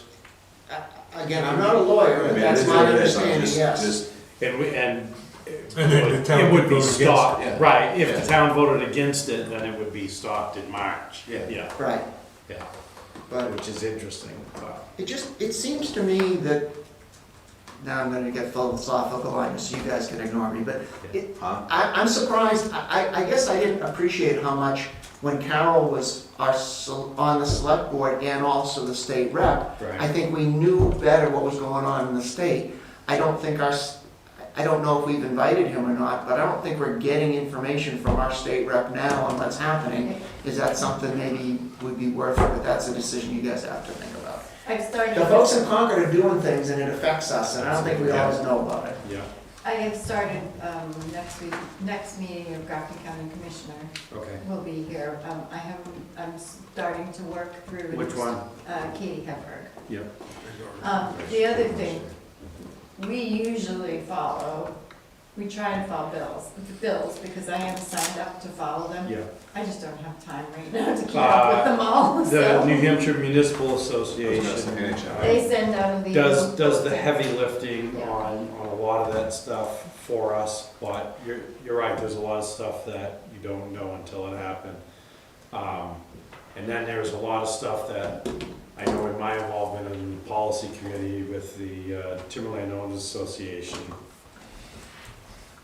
Stuff happens to those bills, you know? Right. Right. And now, all of a sudden, you know, we had one case where the state agency was for the bill and was, they're not allowed to, all they can really say is, we're in favor of this, right? But then there was an amendment made, and then they had to come back and say, no, we're not in favor of this bill. You know, and then other things like, it's amazing seeing the sausage get made, and I don't know if I care to do it anymore. Well, Yeah, Watch it anymore. I forget the number, it was There's a lot of it bills. was over 1,000. Yeah, yeah, see, and that's Those the are problem too, ridiculous. yeah. I keep up on some, but not, We had well over 100 just on our radar, just on the Yeah. timberland and property right stuff. yeah, And yeah, the- Lodging and Restaurant Association keeps track of Yeah. stuff Pretty- pertinent to them. Yeah. I get emails from different groups too, but NHMA sends out the legislative bulletin. Yeah. I just can't keep up with The their New Hampshire legislative the bulletin. fiscal policy group. Sends So out, sure. Energy Committee sends, New Hampshire Energy sends out notifications, so. I guess the thing for me, Sean, is so I'm a library trustee now, so I'm getting, particularly last year, I was getting emails from the New Hampshire Library Trustees Association saying this bill is in committee and contact, and Yep. I'm not interested in calling or writing to people in Concord, but I want to make sure that when the process is over and they've made the sausage, We know that. we know about it. That's really what I'm Yeah. annoyed about. I don't want to get involved in making sausage. I just want to know what it is we're being forced to Right. consume. Right. Yeah, that's a good point, so. All right, well, there's two mechanisms for that to happen. One would be that you make a strong case to us, which you started to do here, and we put it on the ballot, on the warrant, not on the ballot. Yeah, And the other case would be, well, maybe we're gonna decide not to do that, and you get a petition of a certain amount of people, and it goes on. I hear you, but I thought it's not urgent, but I was Yep. coming anyway. But you're here and- And yep. I'm not a big fan of waiting to January and showing up and saying, I want a warrant article. Right, gotcha, all right. I'll keep it on the list for now and come back to the Yep. board as we get closer. Then if you decide you really don't want to put it on the warrant, I can let Paul know, and if he wants to do petition, he can do it at that. With ample time, Yeah. yeah, So, All right, yeah, all right. thank you, that's it for me. Okay, I guess without getting into, well, hold on, Paul. without getting into too much specifics, have you started a search? Oh, no, that's what I just asked him, if you found the advertisement, yeah. Oh, okay, yeah.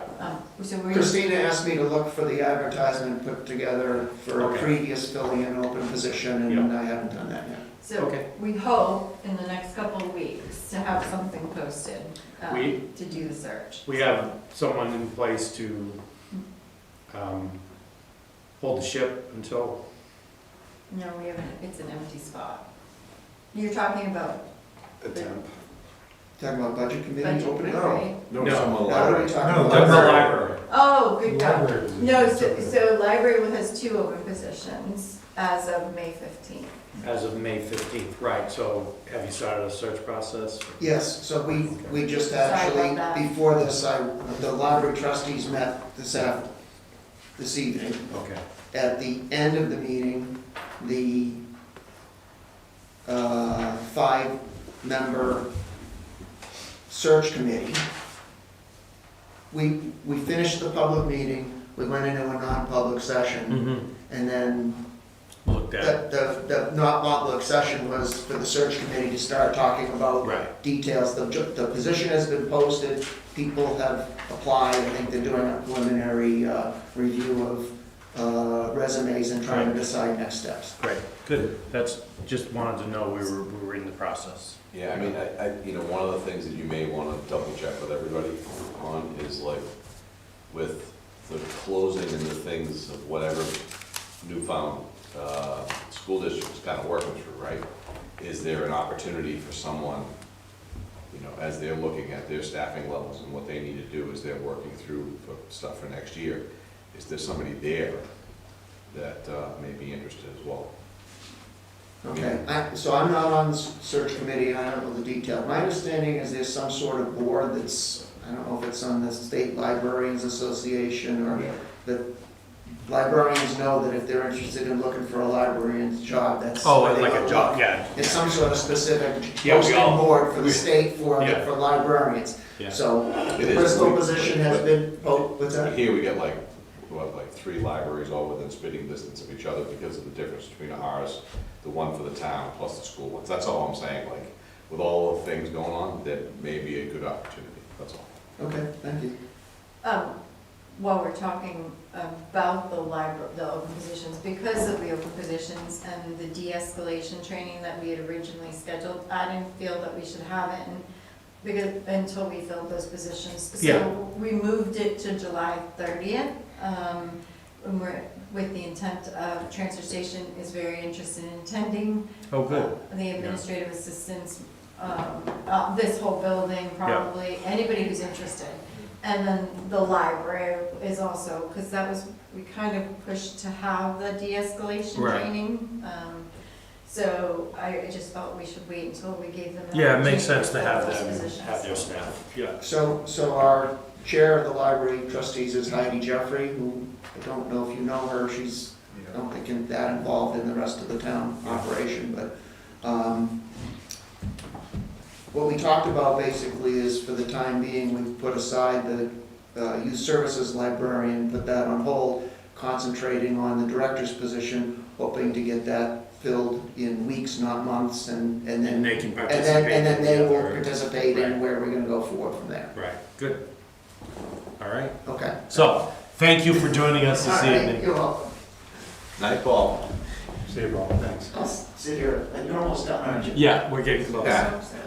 All I don't right, know, it feels like. town administrator. If you want to look at the info only, I just dropped a folder in there called Icebreaker. It's funny, and you don't have to look at that. Those, we did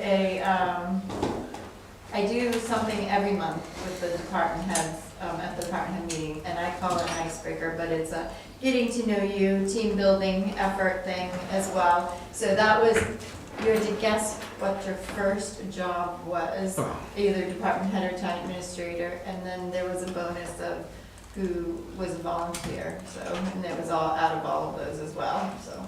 But I'll keep going. Is there, there is one thing, so in your there, I added those emailed notice stuff that I sent out before. There's one question, meet your department head, so Chief Bean was in the recent meet your department head, and I technically am the last one in that group. So I'm gonna be answering Kate's questions, and I'll be posing for a picture. And I'll be in the next buzz, most likely, not in the next one, but he does it once a month. But I had thoughts about the next round, meet your select board members, meet your, or other thoughts from the board. I'd like to, we've done all the department heads, so where do we want to go from here? I think it's good. We'll do the board. Meet your select board. Yeah. Okay. I will work with Kate. He It said will that work was in real- order of people leaving. Don't know Grant first. All right. Where that went. I guess I'll last. There are some pictures in the Scott's last. the info-only folder about, we've had some problems with things being dropped off at the spring. And then there's a couple other pictures about the baler being repaired, so, good luck to figure out what it is. I saw it.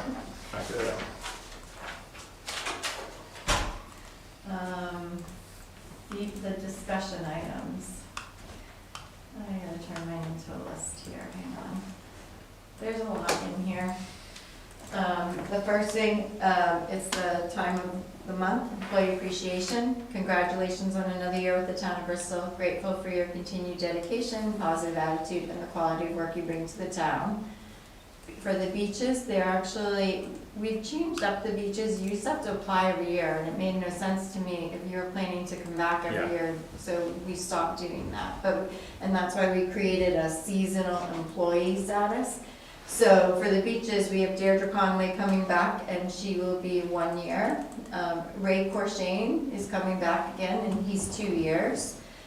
Susan Duell is coming back, and she's 1 year. For the fire department, we have Matt O'Neill, 5 years. Amy Clayman, 16 years. Edie Fisher is 1 year. Rob Glassett is 16 years, although he will claim that he is a lot more than that. But Michael Morris is 1 year. Brian Reed is 1 year. Harry Blevin, 1 year. I might have said that name wrong. Heidi Downing, 1 year. Marlinda Nadu, 1 year. Eric Trino, 1 year. In the highway department, we have Justin Merwin, 2 years. In the Minot Sleeper Library, we have Catherine Larry, 2 years. In the water sewer department, Ashlyn Como is 1 year, and David LeBombard is 1 year. I think you have another beach employee that's got several years. But She she's left. coming back though. Yeah, she's come back though. They have training too. They have an orientation training on Saturday. Their orientation is the police department will go over ticket writing. Oh, good. The police department will talk to them about things. And then there will be a hybrid type shortened first aid. We've never done it before, and we got thinking about they're at the beach, if they can do something to help somebody in the interim. So we're doing that. So this is a question, I came up with this idea. The townwide yard sale in Bristol is July 18th. And I wanted to know if the board, what the board's thoughts were if I offered this parking lot up. First, I'd have them sign up for it, but to allow employees to participate in the yard sale and have it a big employee group yard sale for that day. Oh, that's good. Yeah. So, I have 35 boxes of stuff. I don't think I would bring all of them down, but, and I would open it to others if I don't get a lot of participants, but I would be willing to pay for the table or the thing for the map. So that from the Order of the Eastern Star, but I wanted to make sure before I did it, you would be okay with that. Okay. TA number 3, transfer station. So number 3A, there's a flyer in your folders that's about styrofoam. And there's some pictures. So there's pictures of the bags, and there's pictures of the trailer roof being fixed. So the transfer station fixed the roof of the trailer, has announced voluntary recycling of styrofoam on the website and at the transfer station. Guilford has provided 6 recycling bags to the town of Bristol at no cost. And they have guaranteed that they will track how many bags or deliveries Bristol makes. They will let us know at the end of the year what space was saved out of the MSW containers by recycling styrofoam with them. We will track man hours and mileage and gas costs, so that when we do the whole picture, we have everything. We know what it saved us and we know what we spent to do it. They did begin accepting this on May 1st. What was really funny is the day, we didn't get a lot of advertisement out, but when there was a gentleman who came in and when he found out they were doing it, he went home and got all the styrofoam and came back, so. So we'll see how it goes. TA3B, they did, there's a picture, they did do the cans gate that they were talking about. It's been built and there's a picture for you to look at if you'd like. TA3C. Christina, What? back to the gate. Yeah. I know the public's not over that way, but we should probably spray paint the end of the 2x4s orange. Just Orange. Good point. It's a trip hazard Yep. Good point. for employees. Yep. Okay, I will ask them to do that. They Or are put a cone, cone but- on, put a well, cone on There is it. a cone, but the cone looks like it's pushed in, but I think they should paint They them should put, still. or I think they should probably put a cone on it too, just State for flower. Primex, the cone, yeah. Okay, yep, I can ask them to do that. Under TAC3, we created a sticker check form for you guys. There's gonna be a clipboard in the main transfer station building, so there are key things to note, like we pointed out what color the stickers are now. We also have survey questions for you. We kind of want, we decided to create the survey questions. How would you rate your experience? Were there any sticker-related issues? If yes, what type, how many? Were there any other issues? If yes, what, how many? Or do you have any other recommendations? And then we just have you sign it. So we know you've done your sticker event, but we also get feedback from you from the sticker event. The clipboard will be in the main office. There will be the ordinance and the fees will be also attached to the clipboard, so you'll have those if you need to reference anything. So When are we doing this? whenever you want. Whenever we decide to, Yeah. we talked about, we do it at various times. Yeah. Yes. Do we need to coordinate or just kind of go do it? No, just go No, do it. just- They know you're going to, the employees know that's gonna happen sometime. Chuck will be out starting May 11th for a week or two, so, if you want, somebody could certainly do it while he's away, or you could just wait, it's up to you. Could send out something on the group text, hey, in the transfer station. Yeah.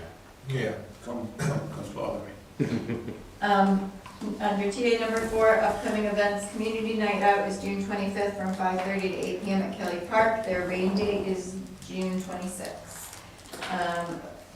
Fireside chat at Slim Baker, I thought that would be nice to announce, is exploring Slim Baker's wildlife species is Wednesday, May 13th, 6 to 7. Looking like that. Number 4C. I'm not doing anything. Just a reminder for everybody this weekend, opening day for TTCC baseball and softball. Stay away from the transfer station. It's going to be a zoo from 9 AM to noon. There will be heavy traffic around Ayers Island Road during those hours. So we want to make sure, we did put out the signboard last weekend, So go early. so we just want to make sure you I know. would check the stickers. Scheduled water main repair and hydrant relocation is Monday, May 11th. We put something out on Facebook every week. It will be going out on Monday morning on Facebook to remind people. There's a sign that's been out this week down on Central Street. We've contacted New Hampton and we let them know and had them share it with their people. Somebody called Bruning and let them know. And I've also notified the school so they could let the buses know. Okay, very good. But so the plan is only to be closed at, it's a partial road closure. They don't want big trucks coming that way, so that's why we're doing that. But it's from 8 AM to 3 PM, and the only way, if they run into a problem, it could be longer. So we just want to make sure people are aware.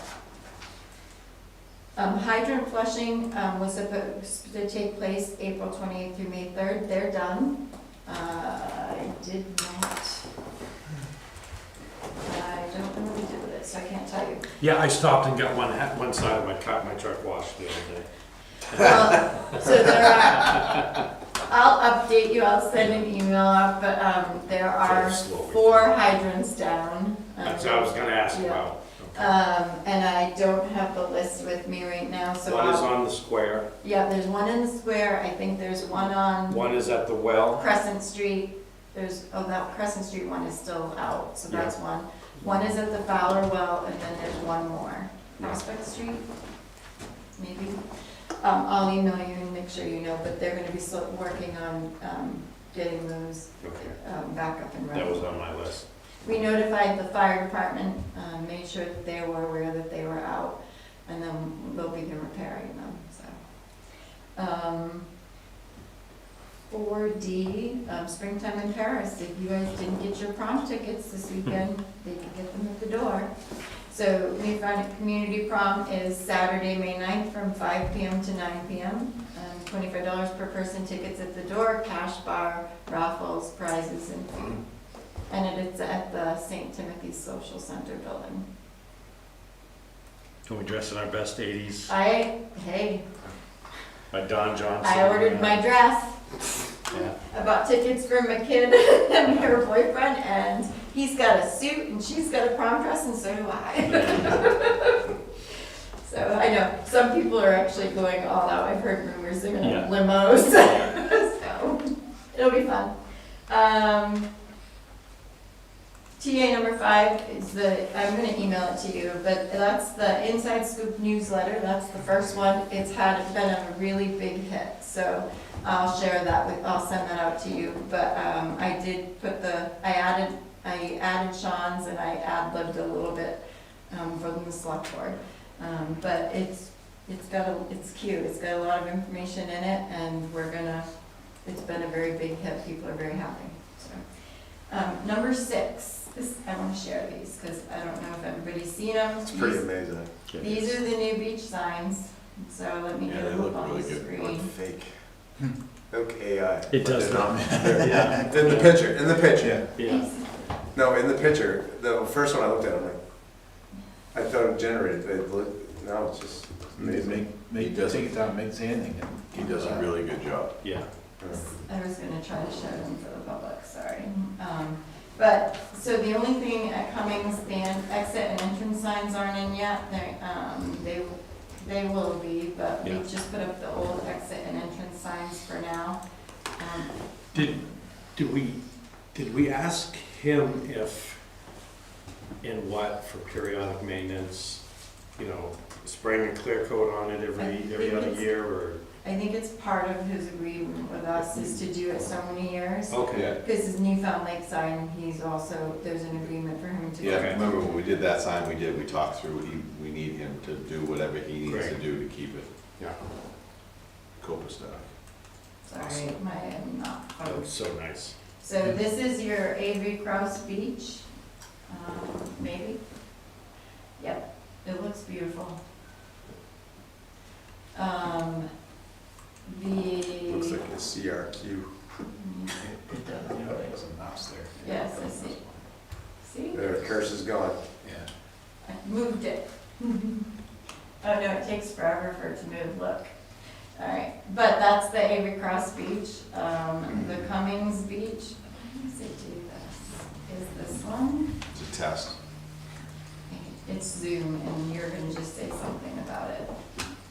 Listen, I don't have to, its performance is obvious. So Cummings Beach, when it pops up, is this one. And this one, I think, really looks good with the water behind it. Yeah, So it's not centered between the stones, correct? Leave it to the engineers. And it's crooked in my picture, but it is nice. And then, again, when the exit and entrance signs get in, I will let you know. Now that's all I'm gonna see, Don. Sorry. Every time I drive by or walk by that's all I'm gonna see is Depends on your it needs perspective. to be an inch to the right. We are, Every picture I pull up, I see. we are reaching Yeah, on out one side, to not the other. NLRA about the swale sign, because it's in rough condition, to see if Okay. they will replace it. The what sign? The swale of Cummings Beach sign. They have a swale sign at Cummings Yeah, Beach. yes, yes, so- yeah. So we're gonna see if they will replace it. TA number 7, there are pictures in your folders. We will do a more formal thank you, but the Realtors did Give Back Day on May 6th. They went out and cleaned up Cummings Beach, did a great job. Highway Department will be taking care of the debris either today or I think they were trying to get it done today, so. Once we get a list from Lorna for who participated, we will add pictures and the names and a thank you and the buzz, so. TA number 8.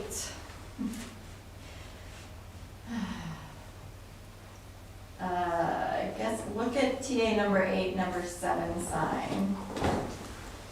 I'll bring it up on the screen too. It's not a great picture, but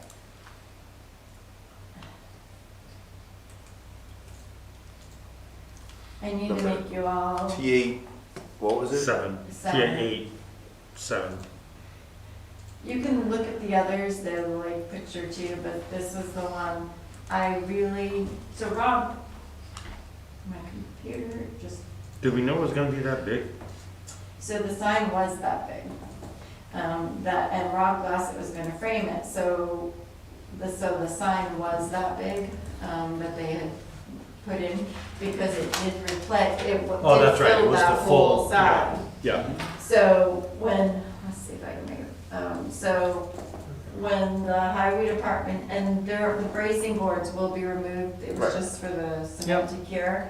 But when the highway department framed it for me, and you look at the back of it, it matches the other sign almost perfectly. Great.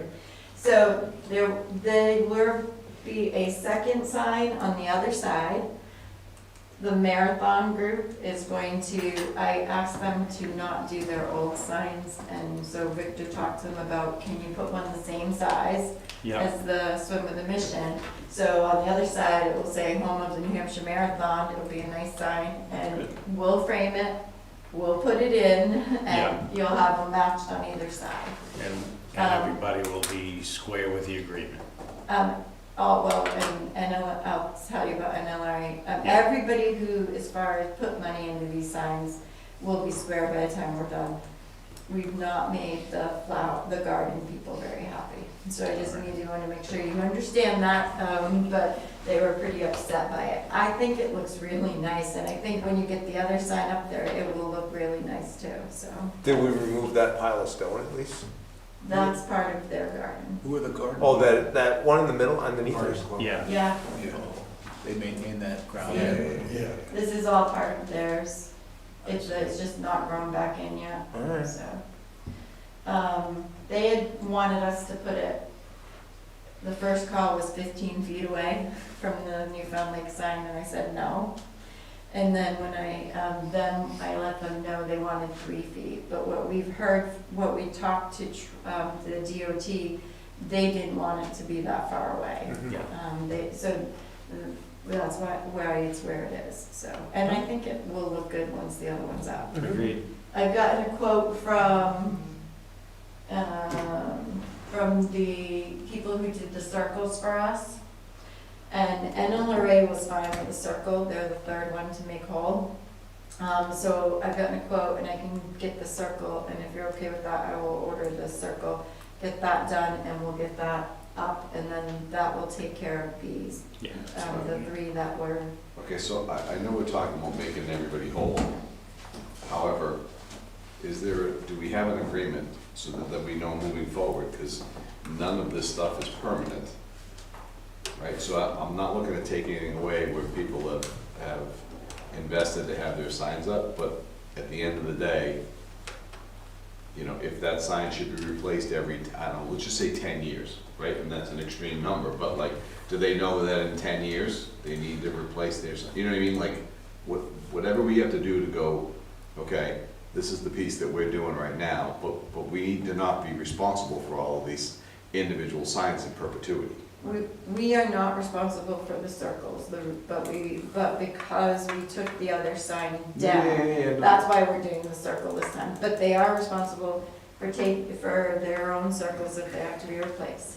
Is there a written agreement? No. So, There wasn't even a written agreement about how these signs got paid for. So, no, that's fine, but we have that opportunity, my point is, we have that opportunity now to present it to them and go, hey, Yes, we as- should. As a heads up, this is what we think it's gonna be moving forward, and it just level sets everybody. we should have a sign MAOU, Yeah, MAU, we should come up with some kind of agreement, MOU, MOU, policy, MOU. and Yeah, make that sure thing. they all Yeah. have it. Now, Yes, It's because, getting late. so, It's Yes. getting late, I mean, you know, we're all getting frustrated. yes, because if there's. But I one think more we should have a sign- standard format and Yeah. put it in That's all I'm the saying, file. like there's an opportunity to sort And of. maybe level track set. when it was Be done. replaced or signed in a spreadsheet, and Yep, you have all that data at one One spot. spreadsheet. get Ben on the spreadsheet. that's right. Or just have AI. I'll do it in a second. Ben will do it like 5 seconds, he'll be Well, done. he gets to start with Smokey the Bear. Yeah. Yeah. So question, where's that new circle gonna go? Because I gotta figure out where it's gonna go in there, because it Yes. won't match. now the symmetry is gonna be all off. And I'll never hear the end of it from the You could just engineer. move It's not symmetrical. Move the bottom row to the side a little bit and head it there. Yeah, so we'll make sure we try to make it as symmetrical as possible, how's that? We'll start a new row up top. So, while we're Start talking new road. about signs, this sign is the one coming into town. It is starting to show, it's gonna not make it, I think we can get another year, see this, Summer Street? why is it not I sharing? mean, the one that's not up on the The screen. one that's not up on the screen, Which number? that I'm just expecting you to read my mind, Platforms. Sign location 8, TA8? yeah, that one. Yeah.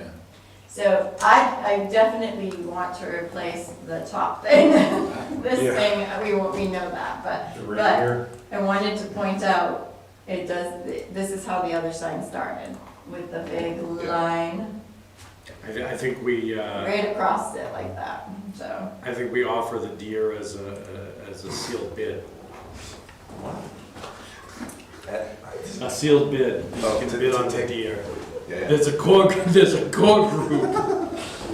who would, I put that right on my shed. You know what? So- Maybe that's, Or, no, the homestead. maybe that's Smokey the Bear's stand-in for now. Right.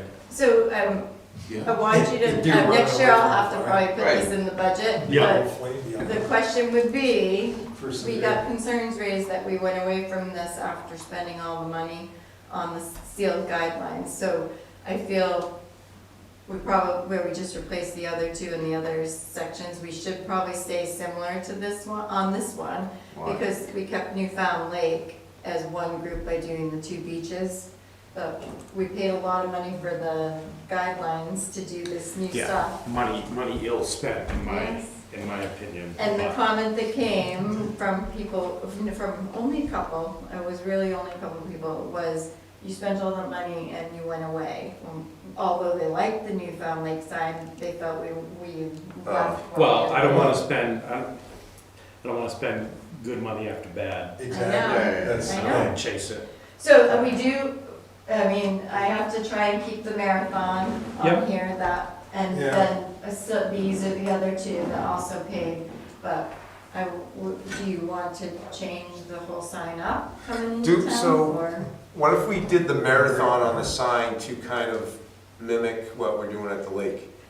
So we could do the same thing here, mimic what we're doing at the lake and move the NLRA. Well, because Mission is on the right, and then if we put the marathon on the left so it mirrors it, Yeah. and then the date can be hanging just below it or at the bottom of that rectangle, I think would, But, maybe we can talk to Ben about, what the colors, we could mimic the color scheme, Yeah, right?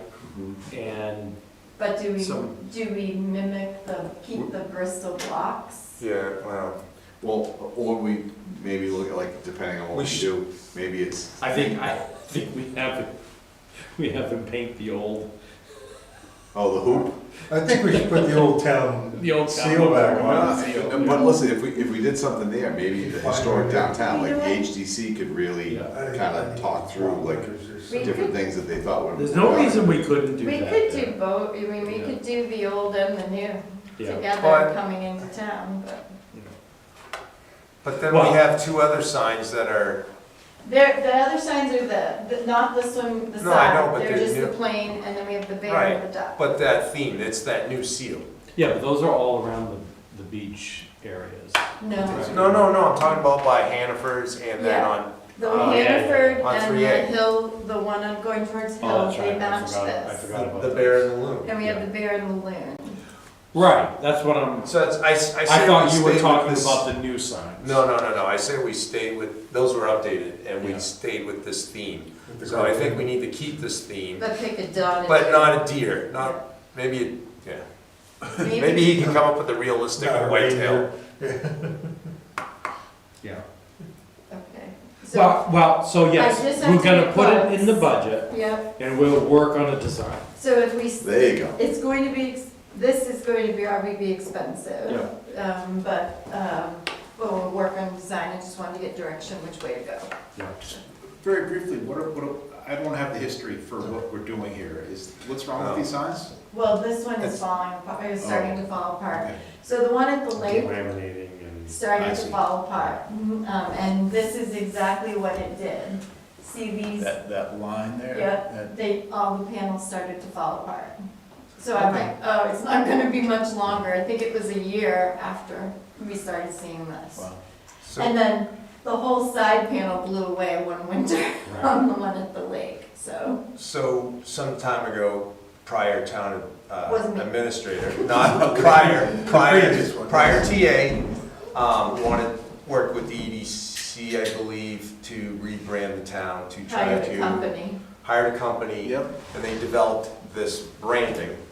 And it was totally different, like, we used to have a old school, Yeah. I don't know if you've seen Yeah. It's up Tilton's. in the- Tilton, New Hampshire's is very similar. It's Yeah. up in the Old Town Hall, so Is the it? Okay. background and stage was the seal. Yeah. Yeah, so the seal was different, A little boy rolling a hoop yeah, with a stick. yeah. So, and then, In how the many store. years ago was this, we went away, 12, 15? It would happen, Yeah. it happened in that gap, I wasn't on 2018.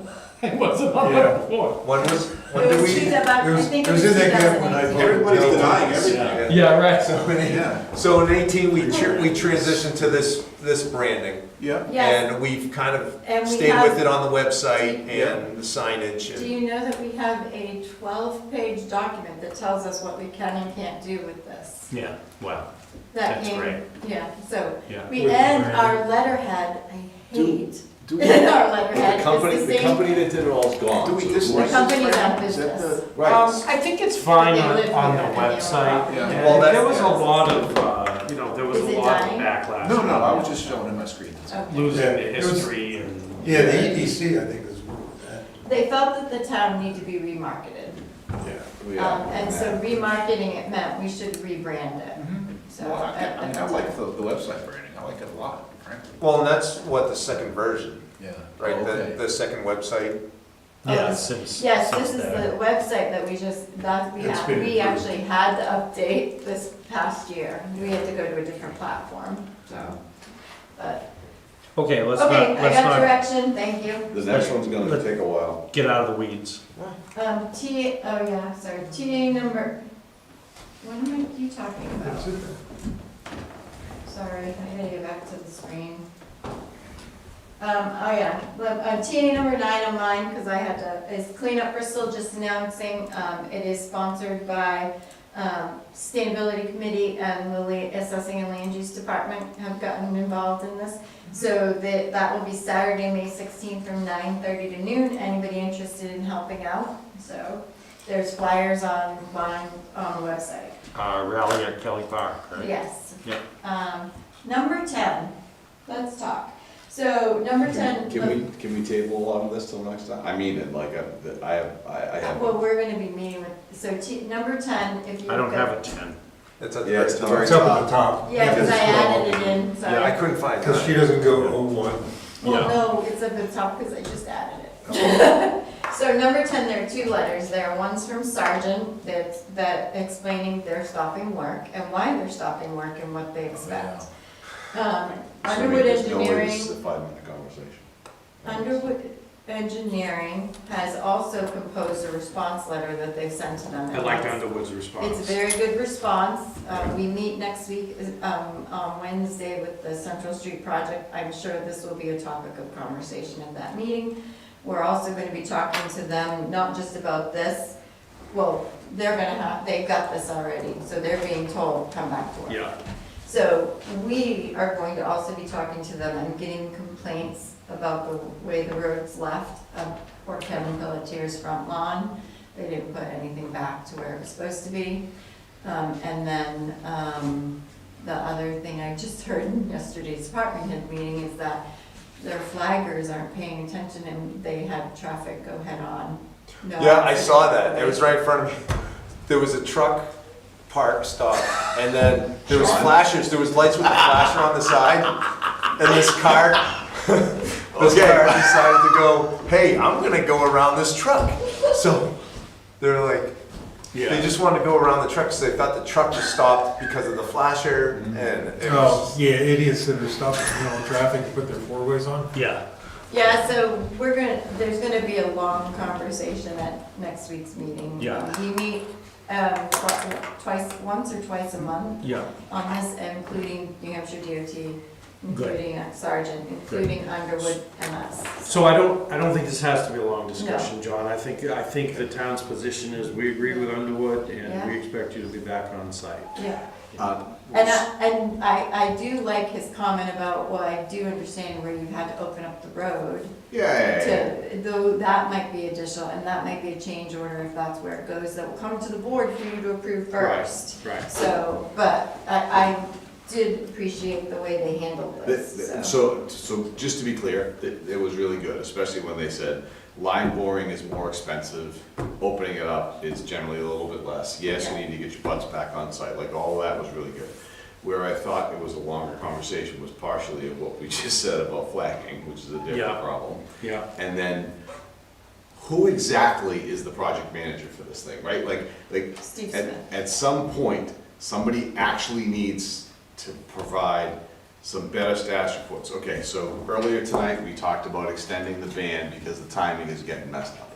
In extending the ban, the interest payments are gonna go up because we're gonna hold money for a longer period of time, okay? We're talking about other costs that are also going to increase. Again, all reasonable things, but we don't seem to be capturing them in a logical order, right? And maybe we don't know some things, but I actually think that they know. I think people know a lot more than they're letting on, and we seem to be led into a corner of, all right, well, we don't really have a choice, we just have to keep going. And there is some truth to that, because we dug up the place and we want to get it done. But we shouldn't be forced into, well, here are your choices. Give us more money. Give us more money, or you, right, like contractually, we need, I think we need a contractual review just sort of across the board. And again, I kind of want to see sort of like all of these changes, what does this do to the schedule? What does this do to how we're doing our own planning? Anyways. What day is the meeting? The letter addresses the schedule, it's in there, Yeah, well, it says August 7th to September, which we already approved an extension on the schedule. but we were talking about December too, No, I put December in. just to try to make sure. To make sure I could get the funding turned Okay. around and pay the ban off. So we do get monthly budget reports that have to be signed off on by Underwood, me, USDA, EPA, and CDBG. Wow. We all have to sign up, and Yeah. that's been so we all have to sign off on these monthly budget reports, so I can certainly start sharing those. I hadn't been. I can certainly start sharing those with the board. It's complicated, I guess what all I'm saying is there's clearly a lot of moving parts, and it just, at least for me, it feels like we just keep getting backed into a corner where, hey, you don't really have any choices, you just gotta keep rolling with it, but yet, we're rolling with the center of town, that's. I really don't like that they basically said, we're having difficulty, we're Wow. leaving until you figure it out. Yeah, Well, and just I threw their always- hands up. Yeah. That's exactly, Yeah. Yeah, anyways. Well, I will tell you, they did hit a sewer line twice. Yep. But the sewer line didn't move, so we don't know why they hit it a second time. So, Ken Pelletier told me, and he came to the DOT meeting and I Is that talked the to him. brown house? Yeah, no, the white one. Oh, okay, I know, yeah. So he did not get notified. And they just showed up and dug up everything and moved his flower garden. And he had a wall, rock wall kind of to keep the traffic from going up towards, his house has been hit before, so is the other one. So they have not, so we're addressing that, we've already communicated with them because we feel that they should make him whole, they should Regardless fix of, it. yeah. Yeah, So yeah. don't just leave it like they did, so, Yeah, all right. so. Anyway, sorry. Under number 11, there is, we did get the updated numbers for the Pemmy Path. That's the estimate. What I'm waiting for right now is there's, Army Corps TIA is doing a fillable agreement form, and as soon as I get that, I'll be able to fill in the certain numbers and in-kind comments and then Right. sign online. Okay. We think that'll be finalized. But So, this yeah. is lower than what it was originally. and it's way more than we're gonna spend. I'll tell you that. Potentially, yes. Yeah, because we're gonna be raising in in-kind donations. For instance, I was looking at it. I was looking at it earlier, you know, the clearing, we're not gonna pay for that. Right. Right. People, we have people. Yep, what was it, the timber trestle bridge, there's no way we're gonna spend 430, I mean, we're literally talking, if the Army Corps comes through with the authorization that we expect that we can use, timber mat bridging Yes. with waste blocks. Yeah, I mean, those will be donated, Yeah. and trucked on site for free, it's just the equipment time to put them in. but this is lower than, so the northern borders, when we did this, it was 1.8 million. Yeah. So I don't. That know. included a weird, like, Yeah. 150-foot-long bridge. Expansion and- bridge or something like that, Yeah. yes, so, Yeah. but, Um, so that's, so as soon as I get the new form, you're right, the estimate is probably higher, than what we're actually gonna have to do, so. It's true. I just saw an email, New Hampshire, so I've got this is a follow-up email from the New Hampshire DOT meeting last week, on the 10-year plan. They're working on establishing a project working group. I think they also emailed everyone on the list. I think, well, no, this went to the board, it looks like.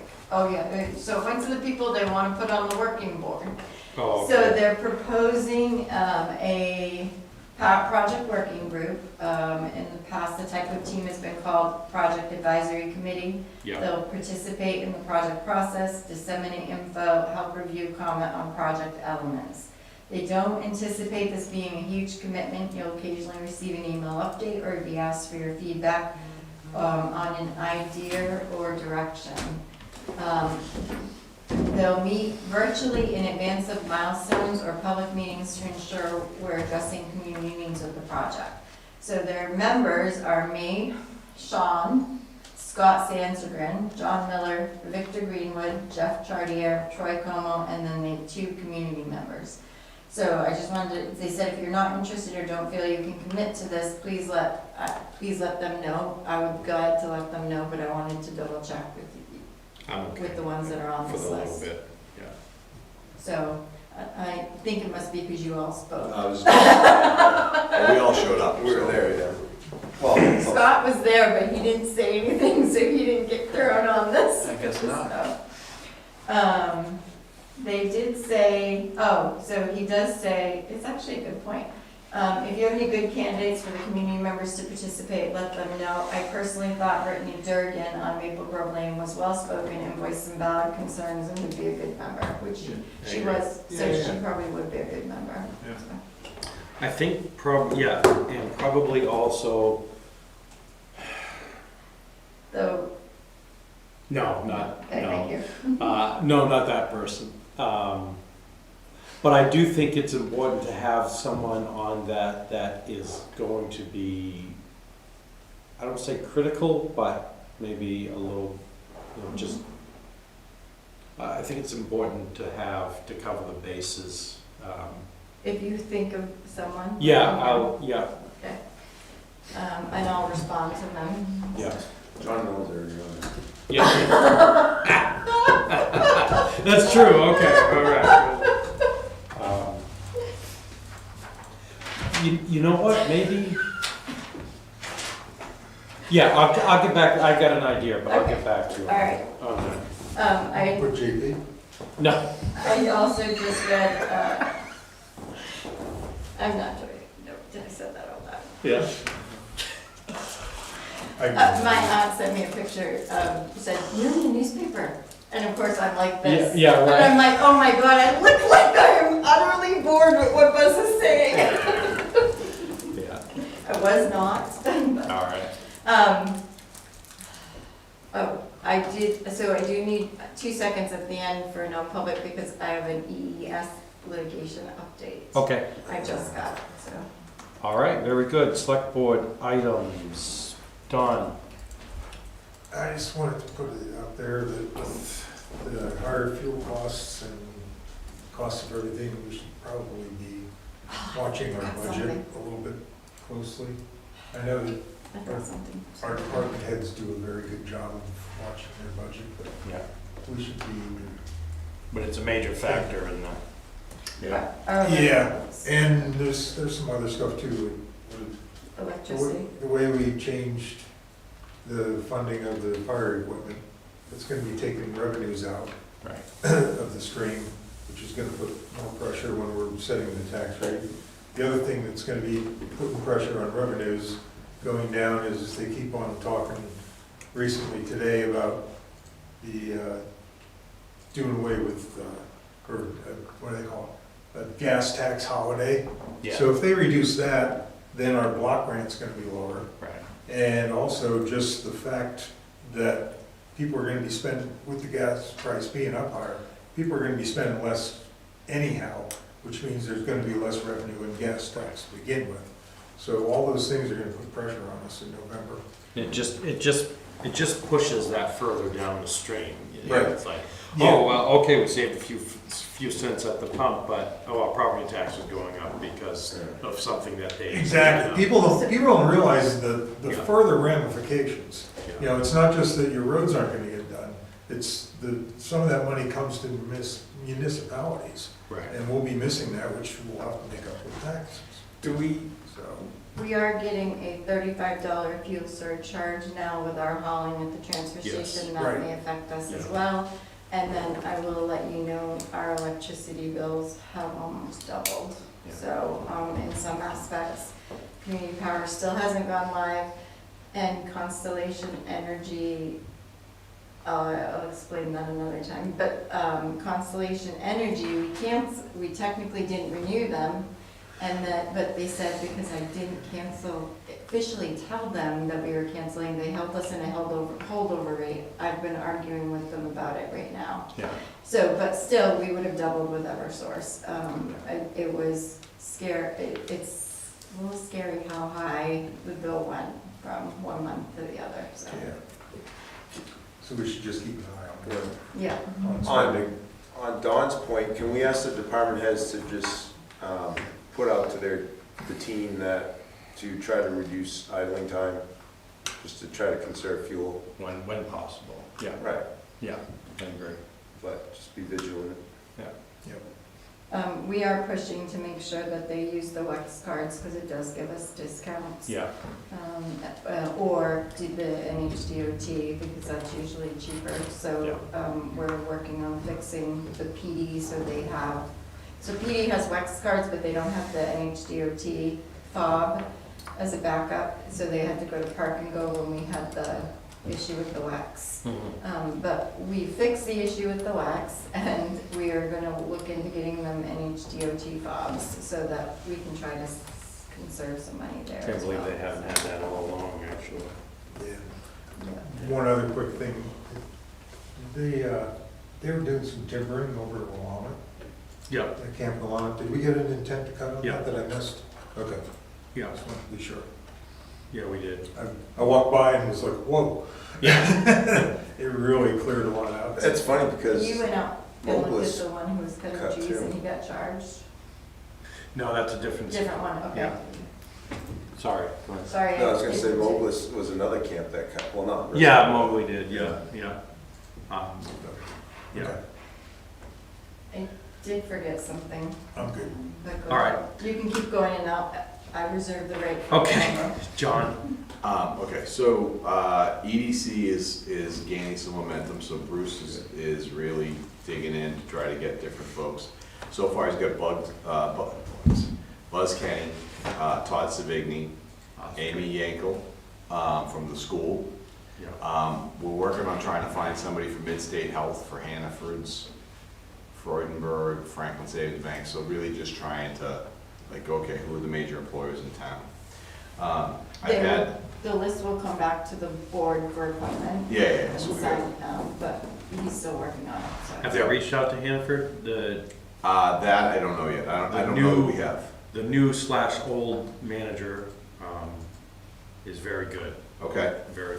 yeah, I don't know that we very- got, I don't know that we got there yet. Yeah. Right, so anyway, so we're getting closer on that. Some, some interesting conversations with the state, so I've had 2 or 3 different long conversations with Joe Kenny the other day. Just trying to go through, I think it's a big data exercise that could help us all, but like, when you ask folks about economic development and you mention Bristol, it's really interesting how they downshift immediately into, well, tourism and this and that, right? Like it's almost enlightening when you kind of hear them sort of start to run off, okay, well, you got Freudenberg that's doing this and you have Hannaford's and they kind of walk their way through town. But we don't necessarily connect the dots between the roles that are here, the housing costs, what is the cost of living in Bristol? And then what are we doing to help develop it? So anyway, so just there's more to come and we're making progress. That's enough for tonight. All right. They've caused enough trouble. Steve? There's no Steve here. Scott, sorry. He's reading. I'm gonna call you Steve from now on because we already have a Scott answer. I should go by Steve because I get it so often. The V is in my last name. It's there. Right. So often, Yeah. at work. My Anyway, apologies, I have Scott. nothing to add. Okay. Thank you. All right, Scott. S. Cigarette. Yeah, I was gonna say, Scott S. doesn't even work. No, Does I can't think of anything at this time. All right, Conservation Commission met last night. There was just a little project that's going before the planning board for basically replacing the deck, but it's like right on the water on Pikes Point. It's like perched little deck on a piece of rock. Not a big deal. There was mention of the spring. We got an email from, you want to talk about spring? I sent you pictures that, Yeah. it just popped in my mind. Yeah, There's so- a lot of trash. Before the pictures showed up of the chair and the other thing, and then got another picture today I of did someone too. left a bag of bottles Bottles. there.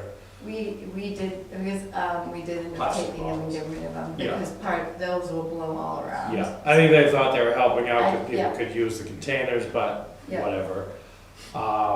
Scott had sent me pictures over the weekend where he went and, dog hair everywhere. It looks like someone's, Oh, they brushed their dog. brushed their while dog while they waiting were for the jug. waiting. Garbage stuffed in little nooks and crannies and stuff like that. So,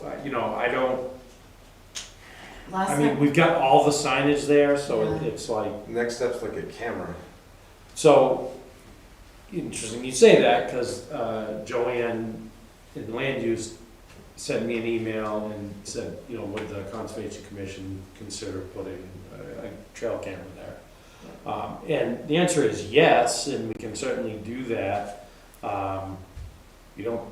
There's no way to like catch somebody in the act you know, unless you get a cell phone one and then you're calling the police, you know, they're gonna drop everything to run over to the spring, but certainly there could be some retroactive enforcement, or you're on camera, with, you know, signage. We also talked, Scott and I have talked every time we drive by it, and coming home from our dump run on Saturday morning, you know, there are a few branches that could be removed so that more light gets, I more was light supposed to do the light, I did not. A That's different my- style light. gets in there. And if we had that different style light, it would shine more light over there versus down. I didn't, but I didn't increase the dimness, because if I increase it and make it brighter there, that All we, of them. we can see what happens in that area. I forgot to do that. Did you just say increase the dimness? Yeah, I did. That would make it darker. Yeah. It's like, So- I'm gonna unthaw it. Right. So there are some things that we'll be working on that. You might just put a surveillance sign up Right, without yeah, it. in a fake box. People Yeah. don't know. We did Yeah. buy, at Kelly Park, we said, smile, you're on camera. Yeah, And it had a big smiley face and it said, smile, you're on camera. yeah, yeah. Yeah. I do think we need that. Trying to think of what else came out of that. I was going to talk about the hydrants, but we hit that. So probably good. I just threw something in your folder for you to look at real quick. Okay. And there are two things, I've marked them as number 12, they may be at the top, where mine is at the bottom, but Might have to refresh. we revamped the Outstanding Service Award based on feedback from, because it's coming up, I need to get this out to department heads. I reviewed it with the department heads, they had I made some changes, I changed the definitions, I cleaned it up.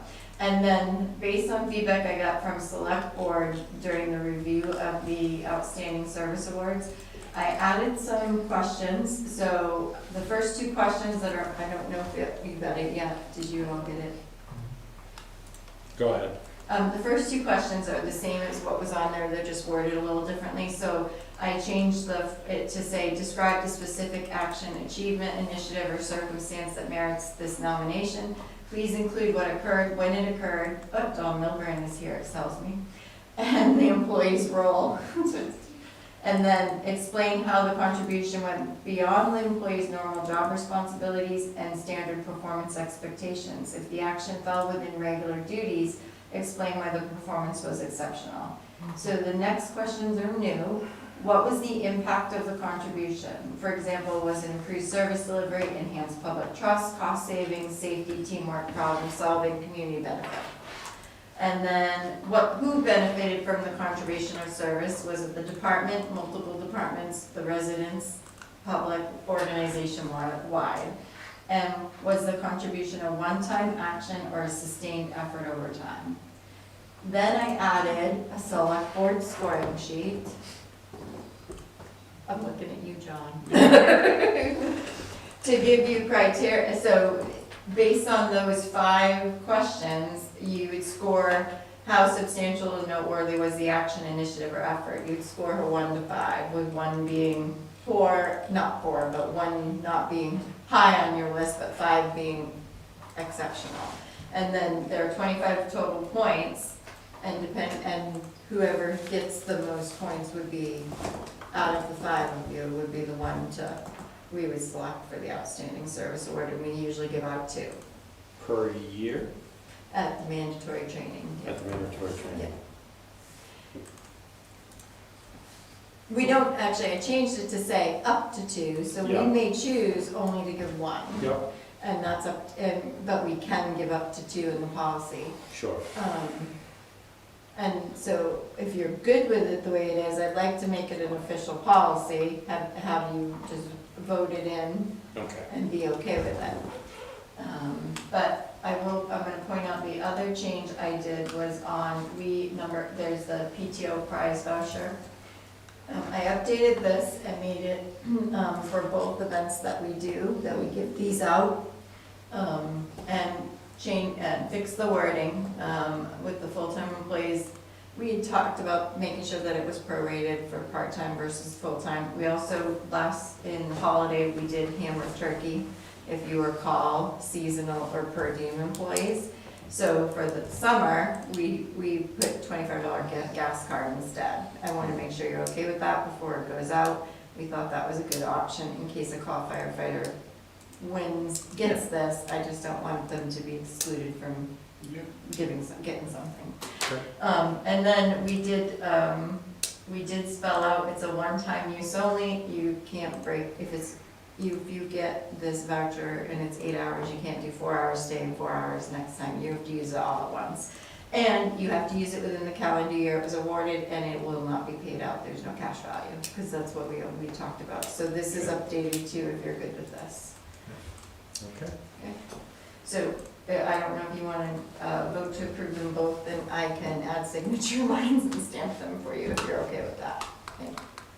I'll make a motion to approve both of them. How do you want me to word it again? That's good. All right, we have motion, is there a second? Second. Second by Dawn, any further discussion? Hearing none, all those in favor, please say aye. Aye. Those opposed, abstentions. And the last thing, I just wanted to say, your new CIP chair is Scott Severn. Is that right? Yes, that's right. Wow, that's a huge torch. Oh, baby. I'm done agreeing to everything. I've It's a started, big old rusty Hold torch. on, hold on, hold on. What did he do? He must have like spiked your beer or something, and like, here.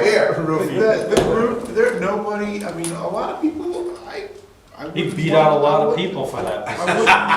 I wouldn't want to do it either, but I'm like, you know, I'll do it. Come on in, Scott. Somebody's Somebody's got fine, baby. Nobody, I mean, nobody was eager, everybody was hiding behind their notebooks and stuff. And, Like, all right. and it's a very good pass to somebody else that's very good at. Yeah. Actually, probably better at Excel than I am, Absolutely. so um, it's a step up. I You're did, gonna show them all pivot tables next and watch them go. Yeah.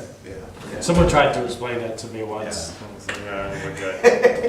I did start conversations with the department heads and their admins to be prepared about some of where you're discussing adding town building maintenance plan. I said, I'm gonna wait for your next meeting when you talk about it, so I can give them more guidance. Yeah. So, and they think it's a good idea, so. All right. And I don't wanna do it, so I'm happy. All right, very good. Good. Any other select board items? No, okay, any public comment? Nope. Public? No? Okay. Who wants to do it? Oh, Motion to go into no, motion non-public. going to non. Oh, my God, you're right. All right, who wants to do that? What's it? Dawn, Yeah, we're what's at it? 91A, ABC. Oh, all three? Just, Okay. it's easier just to do. All right. Good night. Good night, thank you. Motion going to non-public session under 91A3, 2, A, B, and C. Motion going to non-public, is there a second? I'll second. Seconded by John. Don, aye. Vote Don. John, I. Scott? Aye. Sean, aye. Vice Chair, I. At 9.